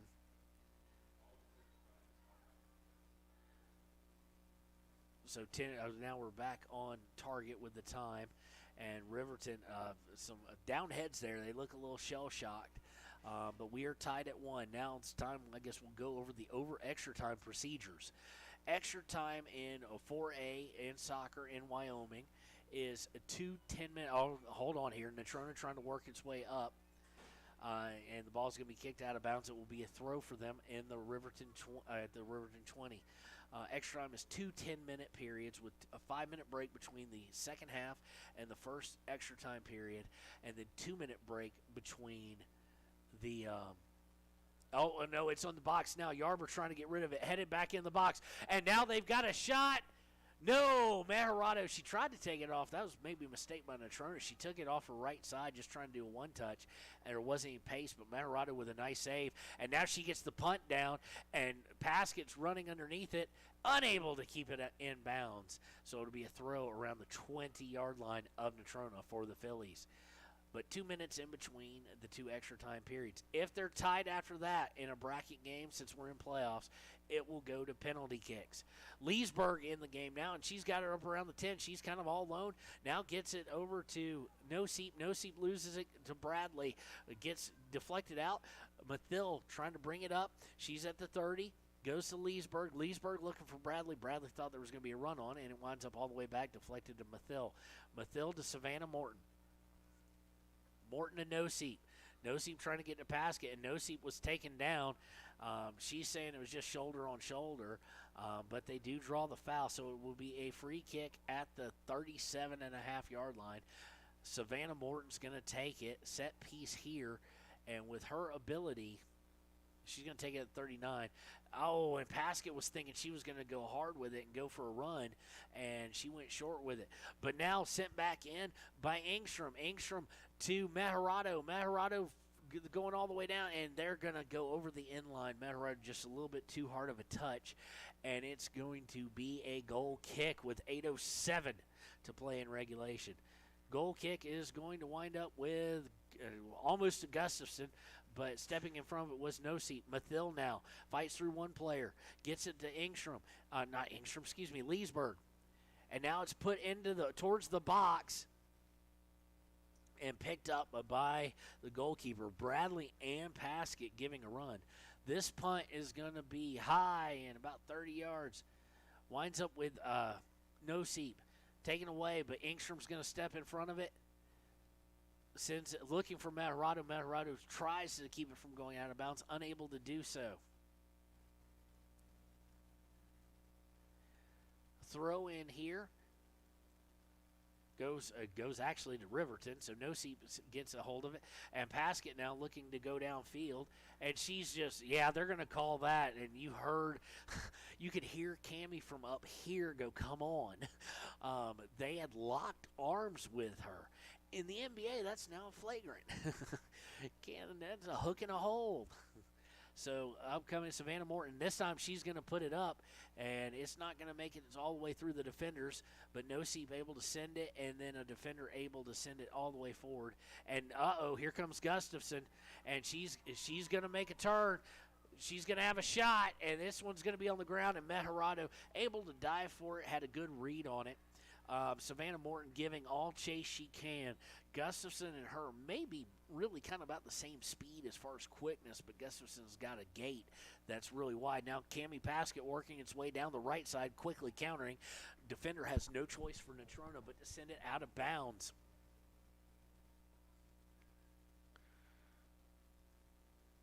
Thrown by Paskett, goes to Noseep. Noseep's going to have it taken away from her, and it's going to gingerly and very patiently roll out of bounds. It's kind of in a no man's land area, but it will go off Natrona last, so it'll be thrown by Riverton. Riverton into Bradley, Bradley to Noseep. Noseep looking for Paskett. The pass is cut off, but Engstrom able to step up here and get a hold of it. Engstrom back to Yarber. Yarber to Noseep at midfield. Engstrom back to Noseep. Noseep pressured, and she's going to turn and send a long pass downfield. Too much pace on it, and it'll go over the inline for a goal kick with 5.5 to play in regulation.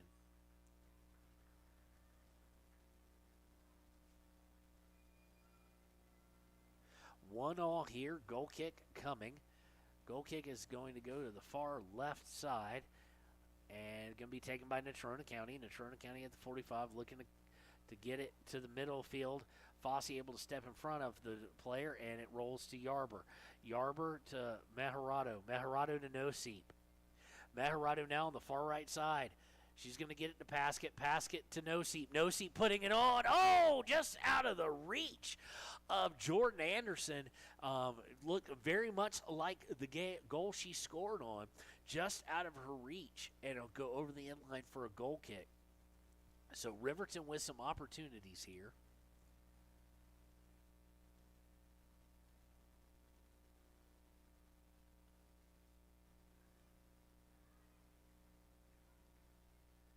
Bradley with it, trying to bring it down the left side. Turns. Leesburg fighting for it. Leesburg comes away with it, but she's got to fight 3 people for it.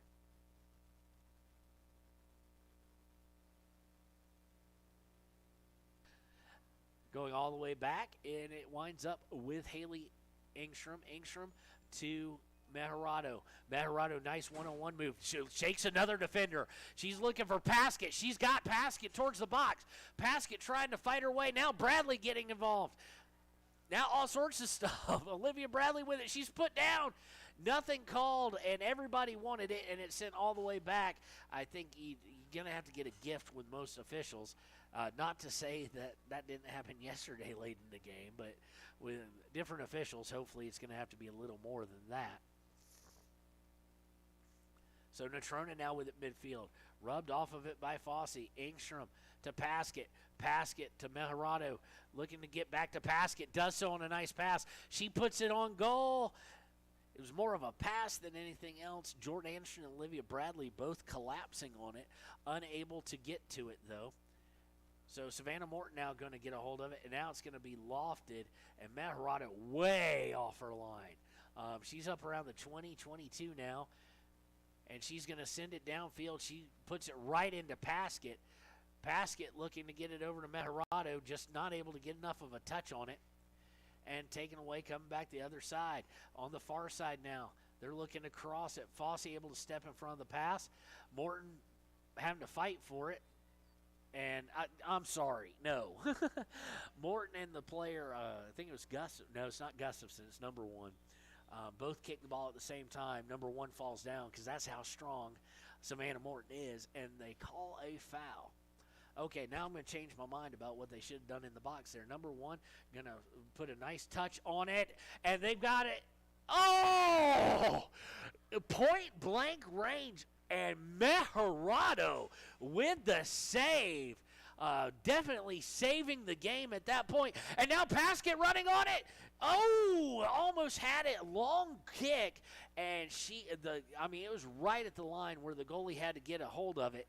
Because Paskett was like, I'm just going to go for it. Now, Nosey with it gets it over to Meharado. Meharado getting closed in on from behind. But the person actually kicks it to Paskett. Paskett gets rubbed off of it up to Mathill. Mathill trying to keep it from going out of bounds. Does so. Gets it to Leesburg. Minute 42, 41 here. Trying to find Olivia Bradley. Olivia Bradley running on it, and they're going to kick it out of bounds, so it'll be a throw here. Obviously, if Riverton were to score here, or Natrona were to score, that would pretty much be the game with a minute and a half and less. Fossey with it. Goes all the way across to Meharado. Meharado looking to go right. Puts it to looking for Paskett. It's going to be kicked out of bounds by Natrona. It's going to be a throw for Riverton here. Meharado going to take the throw up around the 15-yard line. Meharado with the throw, looking for Bradley. Can't get it to her. And it's going to be cleared as Fossey was trying to come up on it. So now number 2, now on a run. Off the long pass. Trying to shade, keeping her way. Meharado diving save on Gustafson's shot from 20 yards out. Coming with 47 seconds left. Meharado done incredible in this game. 1-1, 40 seconds left. Looking to get it Bradley. It winds up with Noseep. Noseep trying to keep number 1 away from it.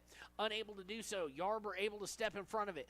Gets it to Leesburg. Leesburg, bad hit, but Mathill there to bail it out. Leesburg now with it again to Mathill.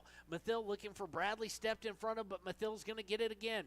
Mathill double teamed at this point. Paskett looking to come try and put some pressure on. Bradley able to take it away. Bradley looking to put it on for Paskett. Paskett has it taken away. Now Meharado's going to be able to come on it, and they're going to say as Paskett goes down that it's a foul on Paskett. So Paskett, we're going to run out of time here, and that is the end of regulation. We are tied at 1 here. We'll have a 5-minute break, get our sponsors some airtime because we got to pay some bills, and we will be right back with extra time here on WYO Today Media. Wyoming Community Bank is ready to serve you. Stop in at any one of their branches located in Riverton, Lander, and DuBois. A bank that is owned and operated by the locals of Fremont County. Wyoming Community Bank. They're here to help you. From the wide open spaces to the canyon near you, Wyoming.com is reaching more homes and businesses than ever before. For more than 25 years, we've aimed to provide the best internet and phone service to meet the needs of our customers all across the great state of Wyoming. Now it's getting even better. Wyoming.com, expanding to an area near you. Wyoming.com. We're out there. Want access to local news, sports, events, and more? Download the WYO Today app.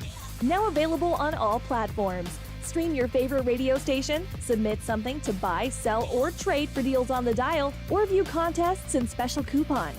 Better yet, the WYO Today app is the best way to access free HD video of Fremont and Hot Springs County athletics. It's all at your fingertips. Head to your app store or visit wyotoday.com to download the WYO Today app now.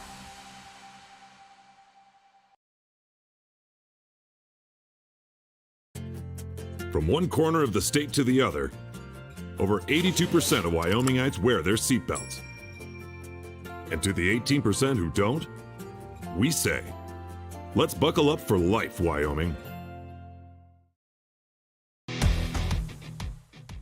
When you think about wellness, do you think about long walks, nutrition, having a personal trainer? No matter what your idea of wellness looks like, you can find yourself at Gotchi Gym. Their 1,900 square foot facility makes them one of the largest gyms open to the public in Wyoming. Be the best version of yourself with state-of-the-art equipment from senior to strongman.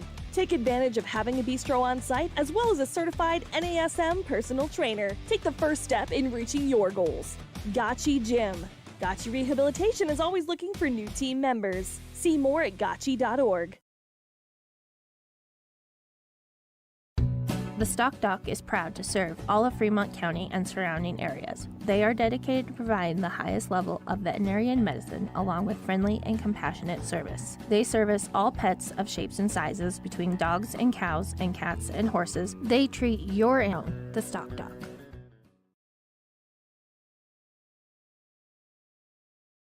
We believe that everyone deserves a second chance, including us. Hi, I'm Brian Robacher, CEO of Atlantic City Federal Credit Union. And if we said no to you in the past, I'm asking you for a second chance too. In the midst of everything happening, we are committed now more than ever to second chances and when it comes to your finances. An auto loan for your new car, business loans, home loans, and more. Give Atlantic City Federal Credit Union a second chance to give you a second chance. We've been helping our community thrive since 1964, and now it's your turn. Visit AtlanticCity.coop to apply today. Atlantic City Federal Credit Union, federally insured by the NCUA. Community Health Centers of Central Wyoming has locations across Fremont County ready to serve you at DuBois Medical Clinic, Riverton Community Health, and Lander Community Health Pediatrics. We accept all forms of insurance, including Medicaid and Medicare. Are you struggling to get medical care? Ask for their sliding fee scale. From family medicine to pediatrics, Community Health Centers are here to serve you. Call 307-463-7160 or visit chccw.org to schedule your appointment. If your vehicle needs repair, you can depend on the crew at Extra Care Auto Repair. They can repair almost anything with wheels, gas, diesel, domestic, or import, and their work is top quality and reliable. Extra Care Auto Repair on North Federal in Riverton.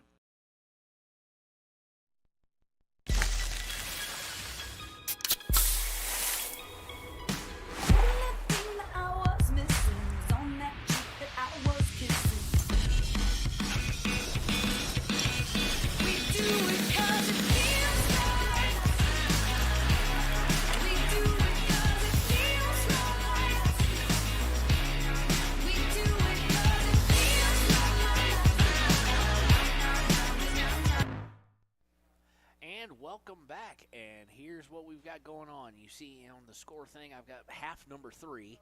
What I mean by that is this is extra time number 1. Things were tied up at the end of regulation, so a 10-minute, 2 10-minute halves, no sudden death. So it'll be the score at the end of the 2 halves. Riverton still going right to left. Throw in by Mathill. Mathill looking for Bradley. After the ball had gone out of bounds, Natrona going to send it out of bounds much further down the field around the 10-yard line. So they will keep playing, so you're going to have to play some defense, no sudden death. After that, it will go to penalty kicks. Long shot! Oh, just over. No, not over. It's goal! I think. No. No, I couldn't tell because it looked like it was in the back of the net for a second. In actuality, it was between the fence and the net. So I called it right to begin with, thankfully. We were just kind of all up here going, is it? No. Just barely missed there. Nice on target by No Seep. No Seep gets it after the goal kick, though. Still 1-1. Sorry about the little bit of celebration, just the way the team reacted. And now we've got some physical play as Natrona trying to work up the left side. Natrona trying to center it, taken by Yarber. Off of number one. Number one with a long shot. Meharado just easily going to step underneath it and take control of it. She's looking to punt. She's going on Olivia Bradley's side. She's going to outpunt everybody. That thing's going to still be inbound. It's going to roll all the way to the other end line, and we'll have a goal kick on the other side. So long shot there by No Seep, almost on target. Just a little bit high, and it looked high to me, but then it looked like it was in the back of the goal. Keeper going to place down the goal kick, puts it out around the 50, and Natrona will look to work down the left side, but their second pass actually goes out of bounds and over to Riverton.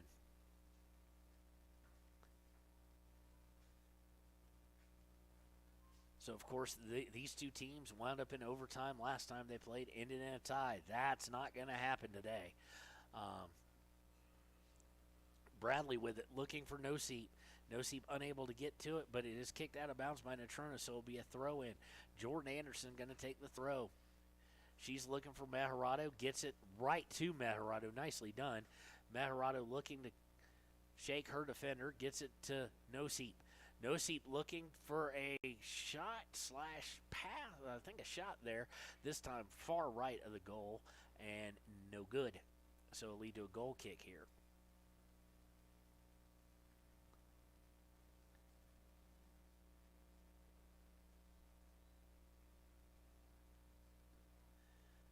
Keeper takes it and stepped right in front by Jordan Anderson.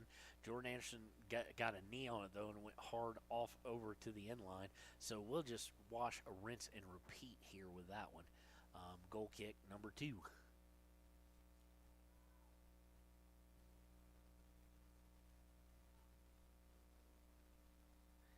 Goalie decides to put it on the other side this time, and she's going to kick it. She gets it to number 13. She's harassed by Mathil. Mathil basically bear hugging her from behind, doesn't get called for it. Natrona able to keep a hold of it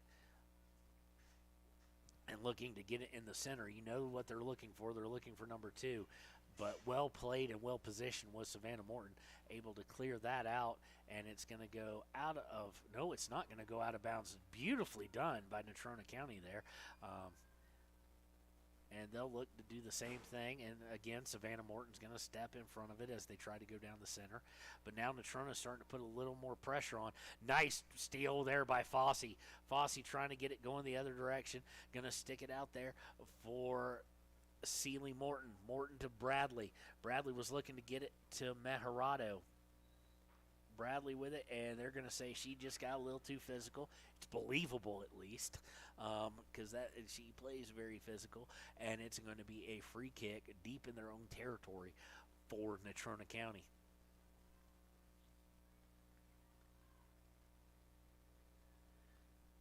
Placing the free kick down, it goes right to No Seep. No Seep sends it back, and now it's punted down and way out of bounds. Wind did get a hold of that. Wind is blowing towards us right now. And you can tell, I mean, the jerseys, everything is blowing at us. So it carried that ball out of bounds. She should take several steps up, should Timbri Mathil, because she's where it landed. It crossed over the line closer to the 50. Oh, there she goes. She runs up. Now sends the throw. Number 1 throws a foot into it. Fossey and 13 fight for it. It's going to go out of bounds, and Mathil will now throw it in from the 50. She looks for Paskett. She gets it to Paskett. Paskett unable to get the header on it, and they're just going to let it go all the way to the goalkeeper, where she'll punt it out, and it looks like it's going to go right to No Seep. It does. No Seep puts it out to Sealy Morton, and now Morton trying to find Paskett, puts it out just a little too far, and the goalkeeper will pick it up. We're over halfway done with extra time number 1. So almost a major error there by the goalkeeper, but turns into something decent as they get it upfield. But now No Seep steps in front of it, as does Jordan Anderson, and it's going to go forward. Now they've got the ball back again. Fossey trying to get in front. They've got the number 1, and here they come with their run. They're going to look to get it number 2. Yarber stepped in front of it, harassed her a bit. Fossey comes away with it. No Seep to Fossey. Fossey coming down the right side, gets it to Paskett. Paskett looking to get it back to Fossey.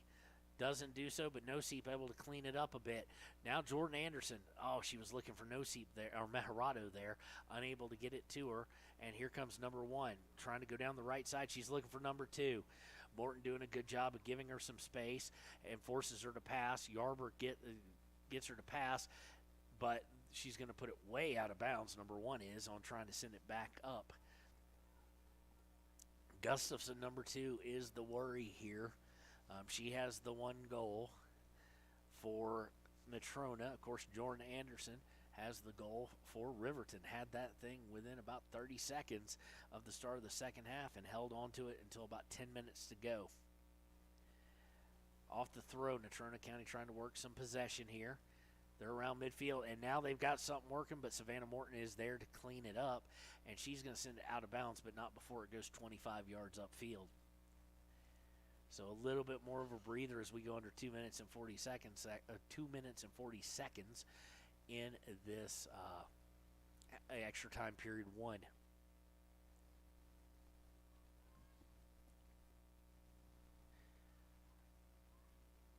Riverton now trying to get possession of it and get it working in the upfield.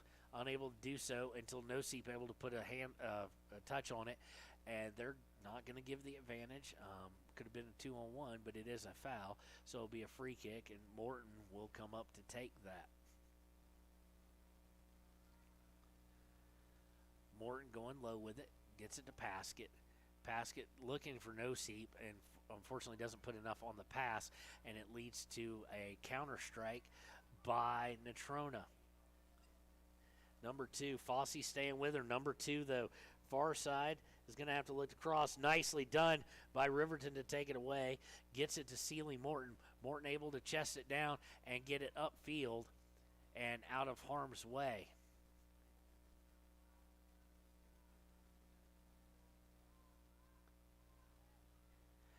Natrona going to work it all the way back into their defense. We're under a minute and a half now to play in extra time number 1.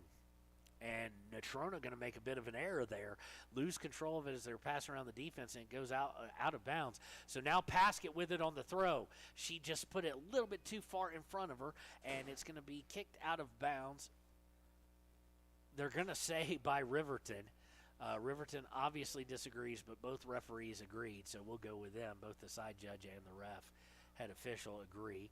Throwing by Natrona. Natrona gets it up around midfield. We're under 50 seconds now to play in extra time 1. And now they're going to go over and find Sealy Morton. She should be. Oh, she's not going to be able to. She has been playing quite a bit.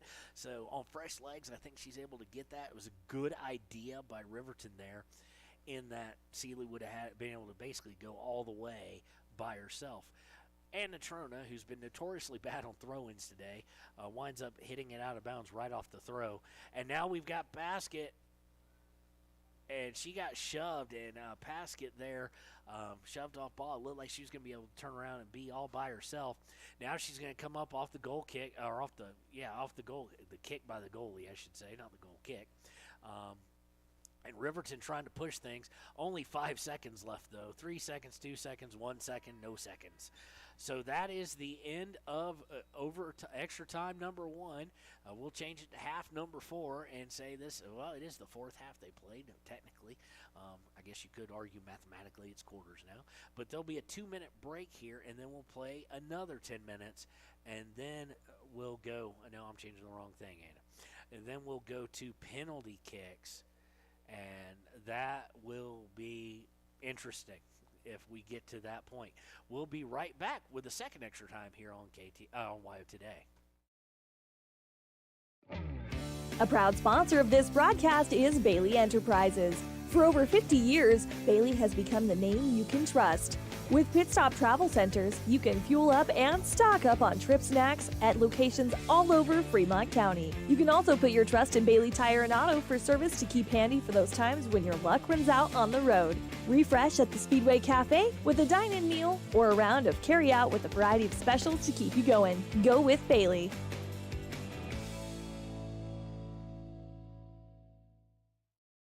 Central Wyoming College now offers Bachelor of Applied Science degrees in Early Childhood Education and Organizational Management and Leadership, with an emphasis in outdoor education, tribal leadership, or business and entrepreneurial leadership. CWC offers 3 ways to learn: online, virtual, and in person. Learn, grow, lead, and advance at Central Wyoming College. CWC is leading the way with expanded programs in the Bachelor of Applied Science degrees. You need an oil change, but you don't have a lot of time. Expressway Lubes on South Federal in Riverton and Highway 789 in Lander provide a fast, professional lube, oil, and filter change. Expressway Lubes, locally owned and proud to support our local student athletes. And welcome back. We are in about to hit extra time number 2 here.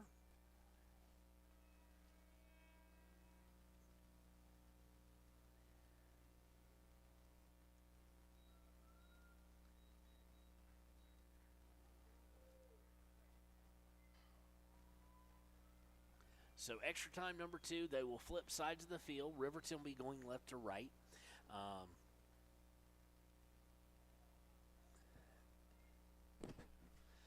They'll be going left to right on your radio dial here.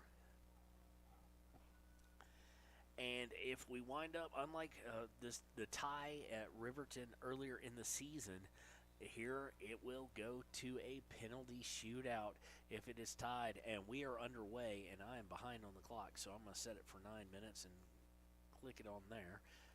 This clock app is temperamental at best. Natrona now with it. Riverton gets control of it. Fossey able to work her way through physically. Almost fell down but got a hold of it. Now Fossey looking to bring it down. They're going to look for Olivia Bradley. Bradley coming down the right side, and it's going to be headed out of bounds by Natrona. So Riverton now threatening. Throw in by Jordan Anderson. She throws it all the way into the box. Headed away by Natrona. Jordan Anderson able to get it going back the right direction. Bradley will run down for it. Unable to get control of it, and they're going to fight over the ball here. And all sorts of craziness goes on. They say it goes out of bounds off of Riverton. So Natrona with the throw. Let's get the time right here. Okay, there we go. Off the throw, it's taken away by Noseep. Noseep going to her left, trying to get it over to Sealy Morton, who just kind of stumbles a little bit with it, and it goes out of bounds for another throw by Natrona. This time, the throw winds up right at Savannah Morton, and she heads it forward. Being pushed all the way forward now by Natrona as they got the ball, and it's going to go all the way to Meharado, and she's able to easily pick it up. There's nobody, not even a Riverton player, within 30 yards of her, so nothing there.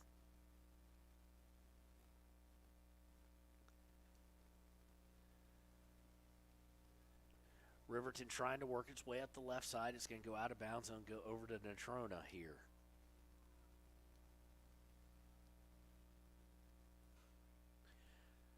Natrona is going to throw it in, and it's going to go out of bounds off of Riverton. So Natrona will move 10 yards forward and throw it in again. This time it goes right to Natrona, but Maddie Fossey takes it away. Trying to get it out. Noseep now with it. Noseep rubbed off the ball, and we're going to have a foul, and they're going to call it on Noseep. And it looks like we've got a potentially hurt player, so we're going to be Johnny on the spot here with the clock here, see if the X gets thrown up. X meaning that they want to stop the clock. They do not. That the referee does not want to stop the clock, so it'll keep going as we go under 7.5.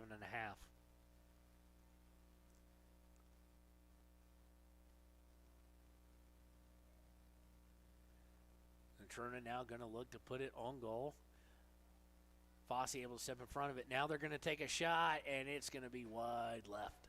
So we will be seeing this switch over onto a goal kick, and Riverton trying to get back on the offense here probably after we go under the 7-minute mark. Morton to Fossey. Fossey gets it over to Ingstrom. Ingstrom to Morton. Morton looking to get it up to Majorado. Majorado has it stolen away as they fight for it. Majorado giving chase. Going to be sent into the center, but taken away and taken right back away by Natrona. So you know they're getting tired. Legs are getting spent, and they're going to call a foul. It seems like they've gotten a little touchy here, and Riverton is going to be giving up a free kick. Number one's going to take it from about 37 yards away from pay dirt. Let's see what she decides to do here. She's going to go on goal, and field goal is good. And Majorado actually signaled it way too high, so it'll be a goal kick here for Riverton. And things have greatly slowed down in the second extra time. Things were a bit chaotic at the end of the second half. It was back and forth, especially Riverton trying to put this game away. And now it's just a little bit slower, as you would expect. They've played a game and a quarter when this is all said and done. Or game and a quarter. So now Riverton trying to work it up, just a little bit waiting on a pass there. Nosey had a chance and loses control of it completely. And it'll be a throw in for Natrona. And here comes number 2. Good job by Mathil to keep her away. And good job by Morton to deflect the shot out onto a corner kick situation. But Nosey there had trouble with the ball for about 10 yards going towards the sideline.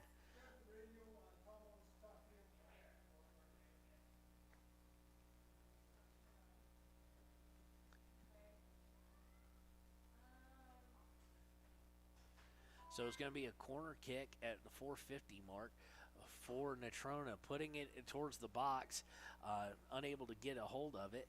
Fossey harassing everybody who touches the ball for Natrona seemingly, and able to get it clear. Now Natrona coming right back though, and they're going to put it way over the end line, and it will be a goal kick as we'll have a substitution here. That looks to be Taylor Leesburg. She's going to come in for Seeley Morton.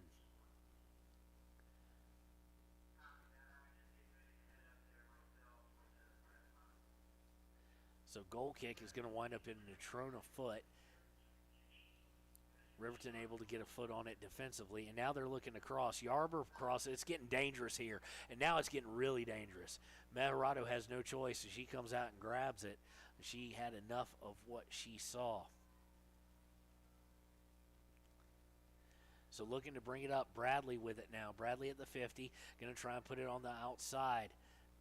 Trying to one-touch it to, just too hard of a touch. They found Majorado in the center, and she put it out just a little too far in front of her, or she would have had a much better chance. She got a shot on goal, or she got it on goal, just she'd had a better shot to get something with a little pace on it.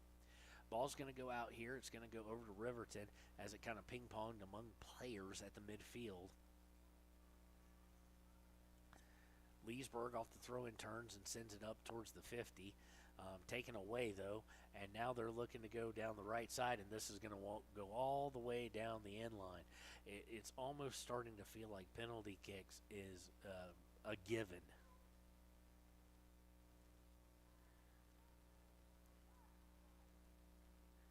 So Morton going to take the goal kick here. We're under 3 minutes. Morton gets it up, and it is taken away by Natrona.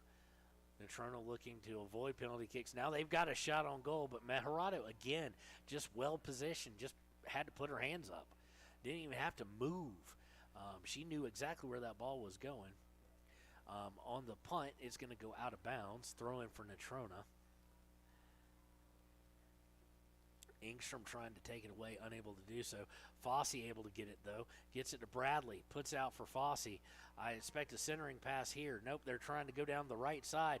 Majorado got a foot on it, but it goes out of bounds off 12 for Natrona. So 2 minutes to go. Riverton's got the ball at least up where they would want it to be.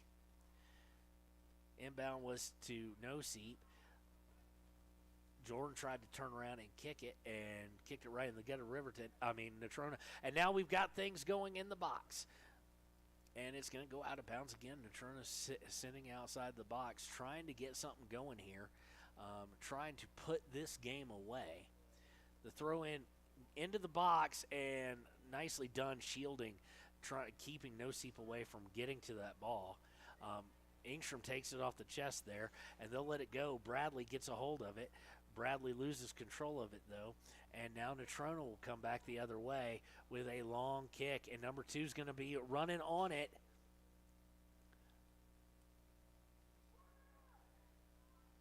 It's going to be a throw-in. Maharado had no choice as number 2's speed was coming into play there, but to send it out, and she did a good job of sticking it where no one really likes to throw it down there in the corner. It's not a corner kick. It's a throw. They just put the corner kick graphic up. The throw is Morton's able to get a foot on it and get it much further upfield as we're under a minute to go. So it's looking like it's either going to be Natrona here or it's going to be penalty kicks. And that'll be interesting to see. The best of 5. I'm assuming best of 5. I've never called PKs here. Taken away. Now Natrona looking to get a last-second goal, and they're nicely done there by Mathil to get rid of it, as it was looking dangerous. 20 seconds left. Is there time for a last-second push? No Seep up to Bradley. Bradley trying to turn around with 18 seconds left. It's going to be a throw-in for Riverton, but there's no time. Throws it in to Maharado. Maharado to Bradley. Bradley looking to bring it down. Tries to put it in the box with 3, 2, 1, and we're going to penalty kicks. So no time or anything like that. We're going to take a break with them, and we'll be right back with the penalty kicks to decide this third-place game.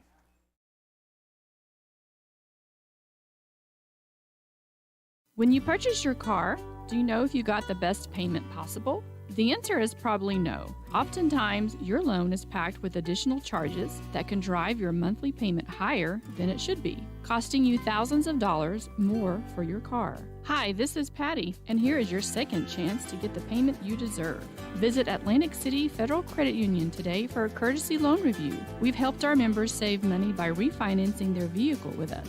Now it's your turn. Open your eyes to a credit union. Atlantic City Federal Credit Union. The staff and board at the Fremont County Fair wish to thank everyone who attended the fair this year. Whether you enjoyed Family Day, a night event, entered a craft show, or showed your livestock, thank you for all your efforts. We'll be moving and grooving next year, so stay tuned. Some winter we're having. 1 minute sunshine, the next 30 below. Then ice dams, broken pipes, and indoor flooding. You got water where you don't want it? Blowdorn Lumber has your back with sump pumps, discharge hoses, and big fans to dry it all out.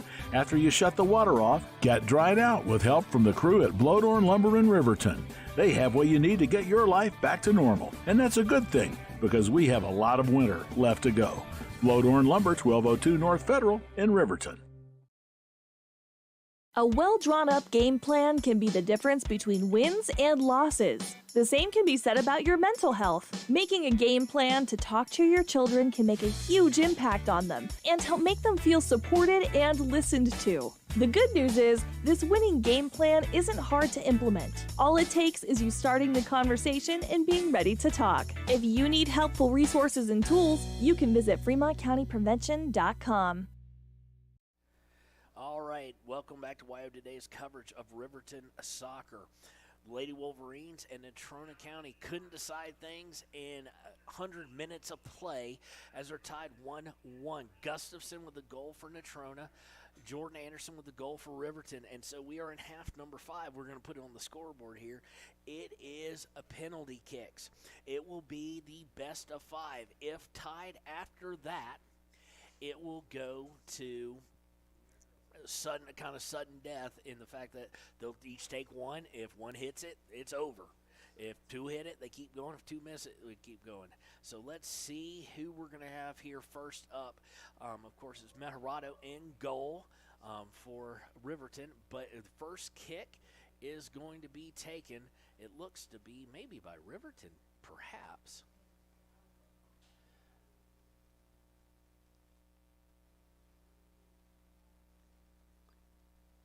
So no, Mejarado's going to the goal. So I mean, there's things for both. If you kick first, you can put pressure on the team. If you kick second, you know what you need to do. So Mejarado in the goal. And let's see how it goes here. Shooter coming out, and it looks like it's going to be number 1. We can actually get names now on this. So we're not having to be overly quick about it. Hold on here.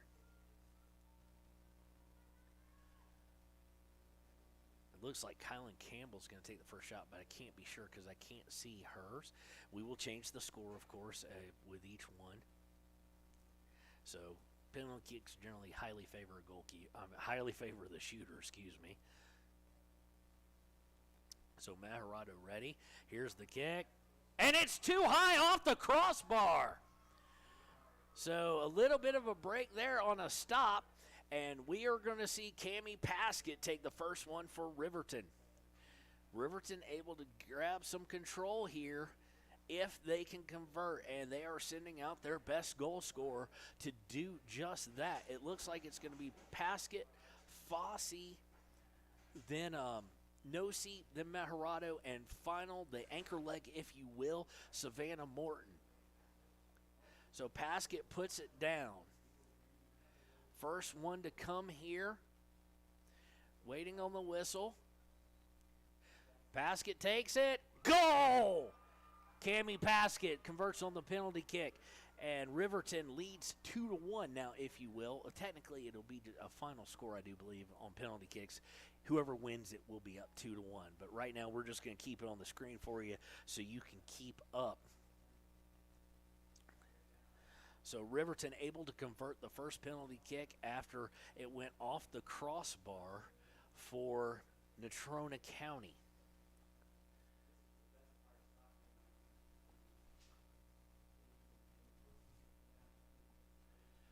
Natrona County now lining up. I can't see numbers.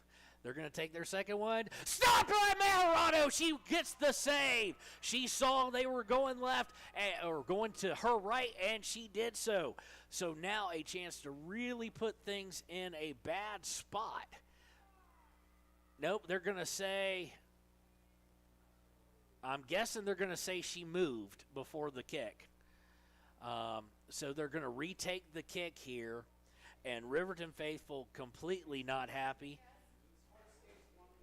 Understandably. And she puts it in there.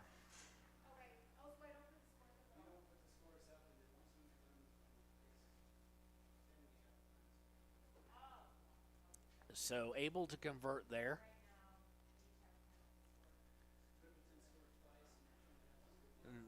Riverton scored once. They've only taken one so far. So now Maddie Fossey with a chance to put Riverton up 2-1. She puts it, no, and she's blocked. She tried to do a little fake out going to the goalkeeper's right. And so now everything is square.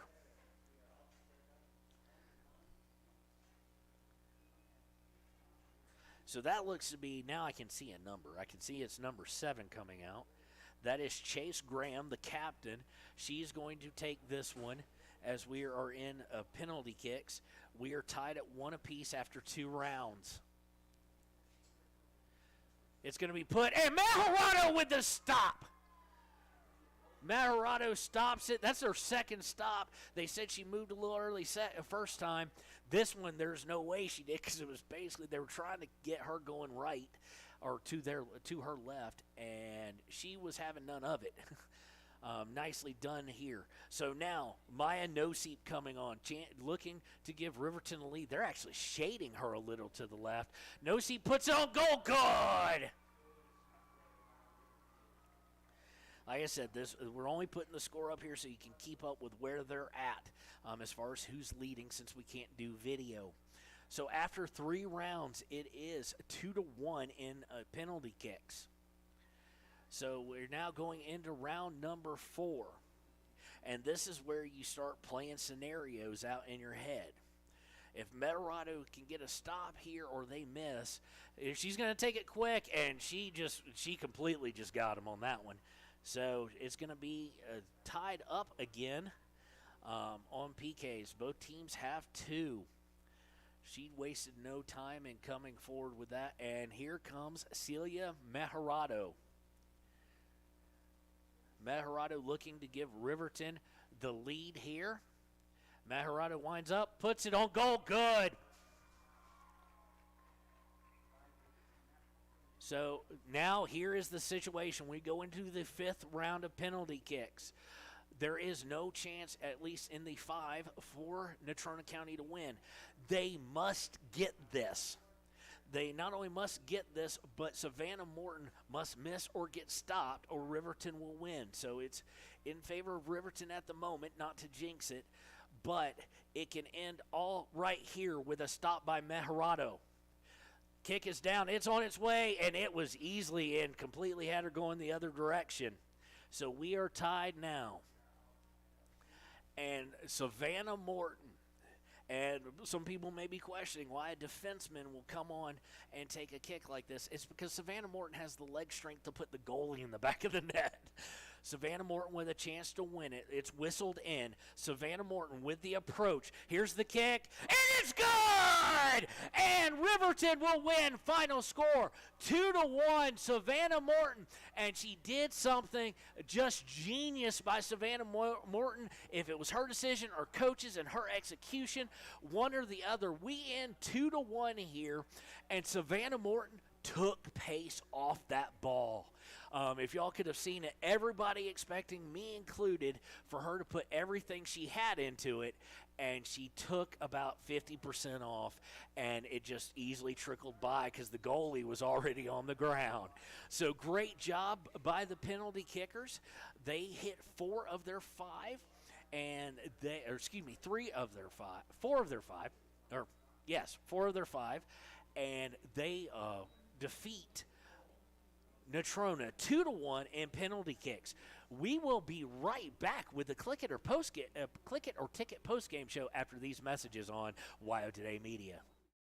Why should your new floor come from Carpet One? Because we're passionate about the spaces our neighbors call home.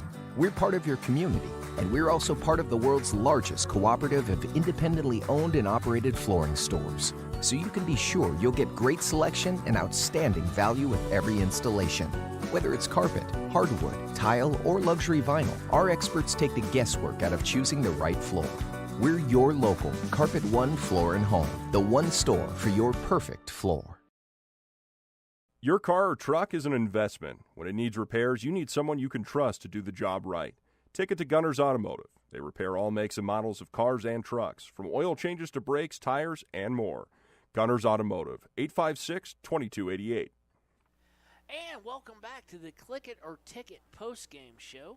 We're going to try and get that graphic up now, if we can, is going to be the question. We got to go find it.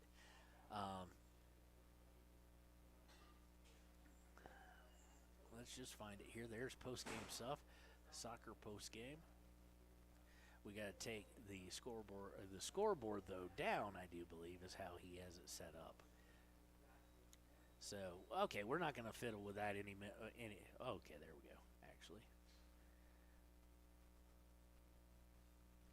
So, this post-game show brought to you by Wyoming DOT's Click It or Ticket. Remember to buckle up. Buckle up. You can save not only your own lives, but those of your family and friends in the car. Insist on buckling up. So, we played 100 minutes of soccer. We were tied 1-1. Gustafson for Natrona putting it in the back of the net, and for them to tie it up after Jordan Anderson had scored at the very beginning of the second half.